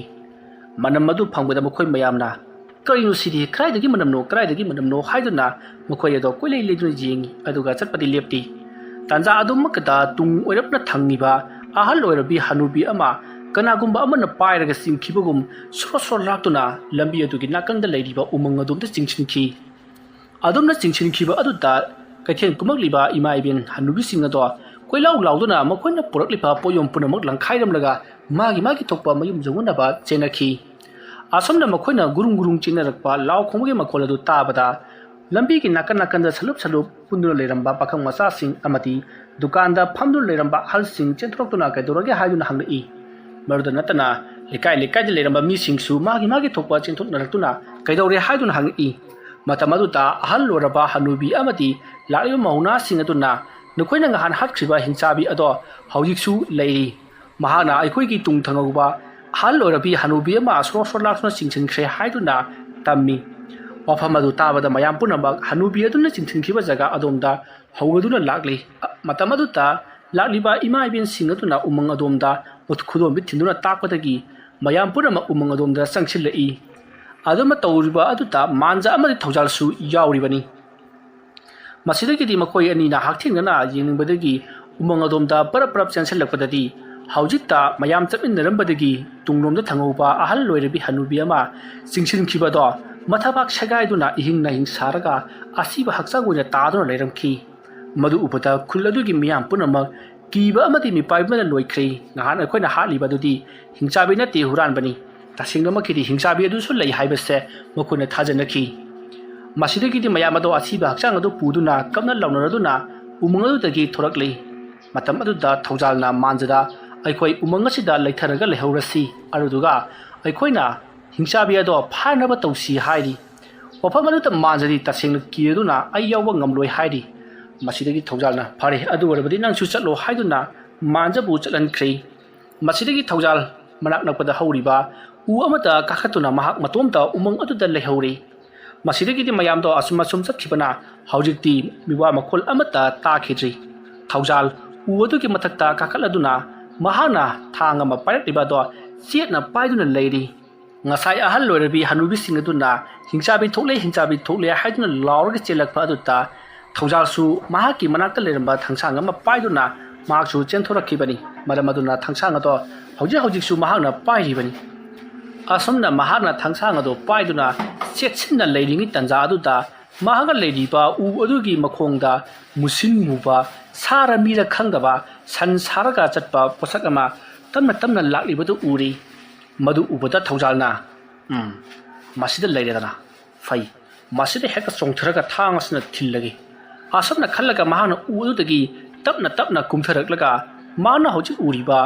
ꯃꯤꯑꯣꯏ ꯁꯥ ꯑꯣꯏꯅ ꯇꯧꯕ ꯁꯟ ꯁꯥꯔꯒ ꯆꯠꯄ ꯃꯨꯁꯤꯟ ꯃꯨꯕ ꯑꯗꯨꯒꯤ ꯃꯊꯛꯇ ꯆꯣꯡꯊꯔꯛꯇꯨꯅ ꯈꯪꯀꯣꯟ ꯀꯣꯟꯁꯤꯜꯂꯤ ꯑꯗꯨꯒ ꯊꯥꯡ ꯑꯗꯨꯅ ꯊꯤꯟꯅꯕ ꯍꯣꯠꯅꯔꯛꯄꯗ ꯃꯄꯥꯡꯒꯜ ꯀꯟꯕ ꯁꯥ ꯑꯗꯨꯅ ꯍꯦꯟꯕꯗꯒꯤ ꯃꯍꯥꯛꯄꯨ ꯄꯥꯏꯗꯨꯅ ꯂꯪꯊꯣꯔꯛꯂꯤ ꯃꯁꯤꯗꯒꯤ ꯊꯧꯖꯥꯜ ꯃꯐꯝ ꯑꯃꯗ ꯁꯨꯖꯟꯗꯨꯅ ꯇꯥꯈꯤ ꯎ ꯑꯃꯗ ꯌꯩꯁꯟꯗꯨꯅ ꯆꯩꯅꯥ ꯐꯪꯗꯨꯅ ꯉꯥꯎꯗꯨꯅ ꯂꯩꯔꯤꯉꯩ ꯃꯍꯥꯛꯀꯤ ꯃꯅꯥꯛ ꯇꯝꯅ ꯃꯨꯁꯤꯟ ꯃꯨꯕ ꯁꯟ ꯁꯥꯔꯒ ꯆꯠꯄ ꯃꯤꯒꯤ ꯃꯑꯣꯡꯁꯨ ꯃꯥꯟꯕ ꯁꯥꯒꯤ ꯃꯑꯣꯡꯁꯨ ꯃꯥꯟꯕ ꯑꯗꯣ ꯃꯍꯥꯛꯀꯤ ꯃꯅꯥꯛ ꯇꯝꯅ ꯆꯣꯡꯁꯤꯜꯂꯛꯏ ꯃꯇꯝ ꯑꯗꯨꯗ ꯈꯣꯡꯂꯩ ꯊꯨꯅ ꯊꯧꯖꯥꯜꯅ ꯆꯣꯡꯊꯣꯛꯈꯤꯗꯨꯅ ꯍꯧꯖꯤꯛ ꯃꯍꯥꯛꯅ ꯄꯥꯏꯔꯤꯕ ꯊꯥꯡ ꯑꯗꯨꯅ ꯊꯤꯟꯒꯦ ꯍꯥꯏꯗꯨꯅ ꯇꯧꯏ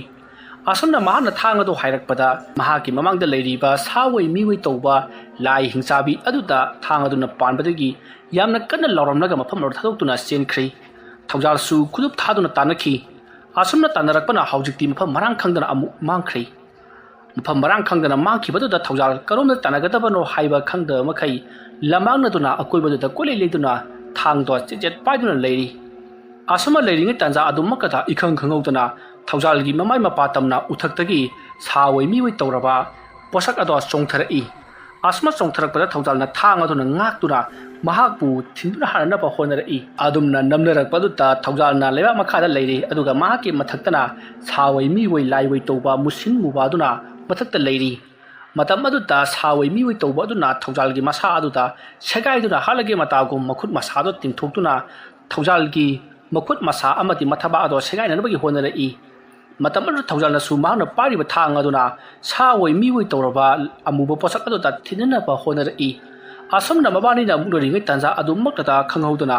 ꯅꯣꯡꯃꯩ ꯀꯥꯞꯈꯤꯕ ꯃꯈꯣꯜ ꯑꯃ ꯇꯥꯏ ꯈꯣꯟꯖꯦꯜ ꯑꯗꯨ ꯇꯥꯕꯗ ꯊꯧꯖꯥꯜꯅ ꯅꯣꯡꯃꯩ ꯀꯥꯞꯈꯤꯕ ꯑꯗꯣꯝꯗ ꯌꯦꯡꯊꯣꯔꯛꯄꯗꯗꯤ ꯃꯍꯥꯛꯀꯤ ꯃꯃꯥꯟꯅꯕ ꯃꯥꯟꯖꯥ ꯑꯃꯗꯤ ꯃꯈꯣꯏ ꯑꯅꯤꯒꯤ ꯃꯃꯥꯟꯅꯕ ꯕꯕꯥꯟꯗ ꯃꯈꯣꯏ ꯑꯅꯤ ꯂꯦꯞꯇꯨꯅ ꯂꯩꯔꯝꯂꯤ ꯃꯁꯤꯗꯒꯤꯗꯤ ꯊꯧꯖꯥꯜꯅ ꯃꯍꯥꯛꯀꯤ ꯃꯊꯛꯇ ꯂꯩꯔꯤꯕ ꯁꯥꯋꯣꯏ ꯃꯤꯑꯣꯏ ꯂꯥꯏꯑꯣꯏ ꯇꯧꯕ ꯑꯗꯨꯗ ꯌꯦꯡꯉꯛꯄꯗꯗꯤ ꯃꯍꯥꯛ ꯑꯗꯣ ꯑꯁꯤꯕ ꯍꯛꯆꯥꯡ ꯑꯣꯏꯅ ꯐꯗꯥꯛ ꯐꯗꯥꯛ ꯇꯥꯗꯨꯅ ꯂꯩꯔꯝꯂꯤ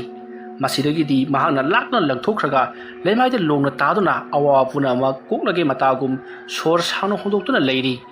ꯃꯇꯝ ꯑꯗꯨꯗ ꯃꯥꯟꯖꯥ ꯑꯃꯗꯤ ꯕꯕꯥꯟꯗ ꯆꯦꯟꯁꯤꯜꯂꯛꯇꯨꯅ ꯊꯧꯖꯥꯜꯗ ꯀꯩꯁꯨ ꯇꯧꯗ꯭ꯔꯕ꯭ꯔꯥ ꯍꯥꯏꯗꯨꯅ ꯍꯪꯉꯤ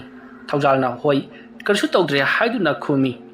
ꯑꯗꯨꯃ ꯇꯧꯗꯔꯤꯉꯩ ꯇꯥꯟꯖꯥ ꯑꯗꯨꯃꯛꯇꯗ ꯂꯩꯀꯥꯏ ꯃꯤꯌꯥꯝ ꯑꯗꯨꯁꯨ ꯊꯣꯝꯖꯤꯜꯂꯛꯂꯤ ꯑꯗꯨꯒ ꯊꯧꯖꯥꯜꯗ ꯅꯍꯥꯛ ꯀꯩꯁꯨ ꯇꯧꯗ꯭ꯔꯕ꯭ꯔꯥ ꯍꯥꯏꯗꯨꯅ ꯍꯪꯉꯛꯏ ꯑꯗꯨꯃ ꯇꯧꯅꯔꯤꯉꯩ ꯃꯈꯣꯏꯒꯤ ꯍꯧꯖꯤꯛ ꯅꯣꯡꯃꯩꯅ ꯄꯥꯟꯈꯤꯕ ꯁꯥ ꯑꯗꯣ ꯑꯃꯨꯛꯀꯁꯨ ꯂꯦꯡꯉꯤ ꯇꯧꯔꯛꯄꯗꯒꯤ ꯃꯌꯥꯝ ꯆꯪꯗꯨꯅ ꯊꯥꯡꯅ ꯊꯤꯟꯗꯨꯅ ꯇꯥꯅ ꯊꯤꯟꯗꯨꯅ ꯍꯥꯠꯂꯤ ꯉꯁꯥꯏ ꯃꯈꯣꯏꯅ ꯎꯔꯤꯕ ꯄꯣꯠꯁꯛ ꯑꯗꯨꯗꯤ ꯑꯃꯨꯕ ꯑꯣꯏꯅ ꯎꯕꯅꯤ ꯂꯩꯀꯥꯏ ꯑꯗꯨꯒꯤ ꯅꯍꯥꯁꯤꯡ ꯑꯃꯗꯤ ꯃꯤꯌꯥꯝ ꯉꯣꯝꯁꯤꯜꯂꯛꯇꯨꯅ ꯃꯩ ꯊꯥꯟꯗꯨꯅ ꯌꯦꯡꯕꯗꯗꯤ ꯑꯣꯟꯊꯣꯛꯅ ꯀꯤꯈ꯭ꯔꯕ ꯁꯛꯇꯝ ꯑꯃ ꯑꯣꯏꯔꯝꯂꯤ ꯃꯃꯥꯏ ꯑꯗꯣ ꯃꯁꯨꯞ ꯁꯨꯞꯄꯤ ꯃꯤꯒꯤ ꯃꯑꯣꯡꯁꯨ ꯃꯥꯜꯂꯤ ꯃꯌꯥ ꯑꯗꯣ ꯏꯆꯧ ꯆꯧꯏ ꯃꯃꯤꯠ ꯑꯗꯨꯅ ꯏꯂꯥꯎ ꯂꯥꯎꯏ ꯌꯦꯡꯕꯗ ꯀꯤꯔꯣꯏꯗꯕꯒꯤ ꯁꯛꯇꯝ ꯑꯃꯠꯇ ꯂꯩꯇ꯭ꯔꯤ ꯌꯦꯡꯕꯗ ꯌꯣꯡ ꯃꯥꯜꯂꯒ ꯃꯤꯒꯤ ꯃꯑꯣꯡꯁꯨ ꯃꯥꯜꯂꯒ ꯃꯇꯨ ꯖꯣꯝ ꯄꯥꯜꯂꯤ ꯃꯗꯨꯒꯤ ꯁꯥ ꯑꯗꯣ ꯍꯧꯖꯤꯛ ꯊꯧꯖꯥꯜꯅ ꯊꯧꯅꯥ ꯐꯅ ꯊꯦꯡꯅꯈꯤꯕ ꯑꯗꯨꯗ ꯃꯌꯥꯝꯅ ꯊꯧꯖꯥꯜꯕꯨ ꯍꯟꯅ ꯊꯥꯒꯠꯈꯤ ꯑꯁꯨꯝꯅ ꯇꯧꯗꯨꯅ ꯍꯧꯖꯤꯛꯇꯤ ꯁꯥ ꯑꯗꯣ ꯍꯥꯠꯂꯕꯒꯤ ꯇꯨꯡꯗ ꯂꯩꯀꯥꯏ ꯃꯤꯌꯥꯝ ꯑꯗꯨꯁꯨ ꯌꯨꯝꯗ ꯂꯣꯏꯅꯃꯛ ꯍꯟꯅꯔꯛꯂꯤ ꯑꯁꯨꯝꯅ ꯇꯧꯗꯨꯅ ꯃꯇꯝ ꯑꯗꯨ ꯍꯧꯈ꯭ꯔꯤ ꯃꯊꯪꯒꯤ ꯑꯌꯨꯛꯅꯤ ꯑꯌꯨꯛ ꯑꯉꯟꯕ ꯑꯗꯨꯗ ꯃꯌꯥꯝꯅ ꯁꯥ ꯑꯗꯨꯕꯨ ꯌꯦꯡꯕ ꯂꯥꯛꯅꯔꯤ ꯊꯧꯖꯥꯜꯗꯤ ꯉꯔꯥꯡ ꯁꯥ ꯑꯗꯨꯒ ꯐꯨꯅꯈꯤꯕ ꯑꯗꯨꯗ ꯃꯉꯣꯟꯗ ꯁꯥ ꯑꯗꯨꯅ ꯈꯣꯠꯂꯝꯕꯒꯤ ꯈꯔ ꯁꯣꯛꯄꯗꯒꯤ ꯃꯍꯥꯛ ꯌꯨꯝꯒꯤ ꯐꯃꯨꯡꯗ ꯂꯩꯔꯤꯕꯅꯤ ꯑꯁꯨꯝꯅ ꯇꯧꯗꯨꯅ ꯂꯩꯀꯥꯏ ꯃꯤꯌꯥꯝꯅꯁꯨ ꯊꯧꯖꯥꯜꯕꯨ ꯍꯟꯅ ꯊꯥꯒꯠꯅꯈꯤ ꯃꯍꯥꯛꯀꯤ ꯊꯧꯅꯥ ꯂꯤꯆꯤꯡ ꯑꯗꯨꯗ ꯑꯁꯨꯝꯅ ꯇꯧꯗꯨꯅ ꯍꯧꯖꯤꯛꯇꯤ ꯁꯥ ꯑꯗꯨꯁꯨ ꯃꯌꯥꯝꯅ ꯃꯐꯝ ꯆꯥꯕ ꯑꯃꯗ ꯐꯨꯝꯖꯤꯟꯈꯤ asumna tawduna haujikti sa do hakrabagi tungda lekai khulutuda amukana kari amata tawrakhidri ngahadagi tamnariba hingsa bin haiduna khalluriba amaiba kaya kauduna yenghaliba punamak asidi sa do udun leramli amaiba singaduna lai tainaduna lai khuramlibani haiduna khuramliba adudi kaisu karabanati hairiba sa aduna tawriba sidi hauji tamnariba tha adu khatadani matam kuina lepurubagi tungda kalen tha matam hek jorokpaga sa adu laktuna yumda sangduna sa tanba amadi migi sadong chaba kaya ama tawri aduga ningtham tha changaklagana umang adugi manungda makonda adumak leiba sa makhallamani amaiba singaduna lai khurba matamda kalen thadana ayamba khoirami haibadi sa aduna lekai khuluduta landaribasi kalen tha matamda oibana asomna amaiba mathang lai tainarakpada kalen tha matam loikhiduna ningtham tha changakpadagi tumina amuk leiruba masidagidi makhoina phakre haduna khaluraga kalen tha matam jorokpada amu hena torokpa asomna tawbani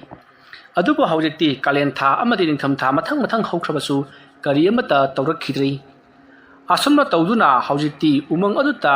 leiramba umang aduki manakna leiramba khunja punamak sa aduna sikhibadagidi yamna harau nungaina leikhi adubu lekai khul aduta hingsabi ama thokle haibado khangbadagi huranba amana madugi khutung chabal lawraka pochei huranba sanga huranba kaya ama torokpadagi adusu thogala nomaina kaptuna hat khibani asomna huranba achobadu su laikhidraba sa adusu sikraba lekai khul ado haujikti ingna jikna nungaina pankhi wari achi matang asita loisinjari wari asi pathok chaba matamda soiki lankhiba aran ohi khibi tabiriba punamakna pukchal sauna ngakbigani mayambu aroibada amukka hana khurumjari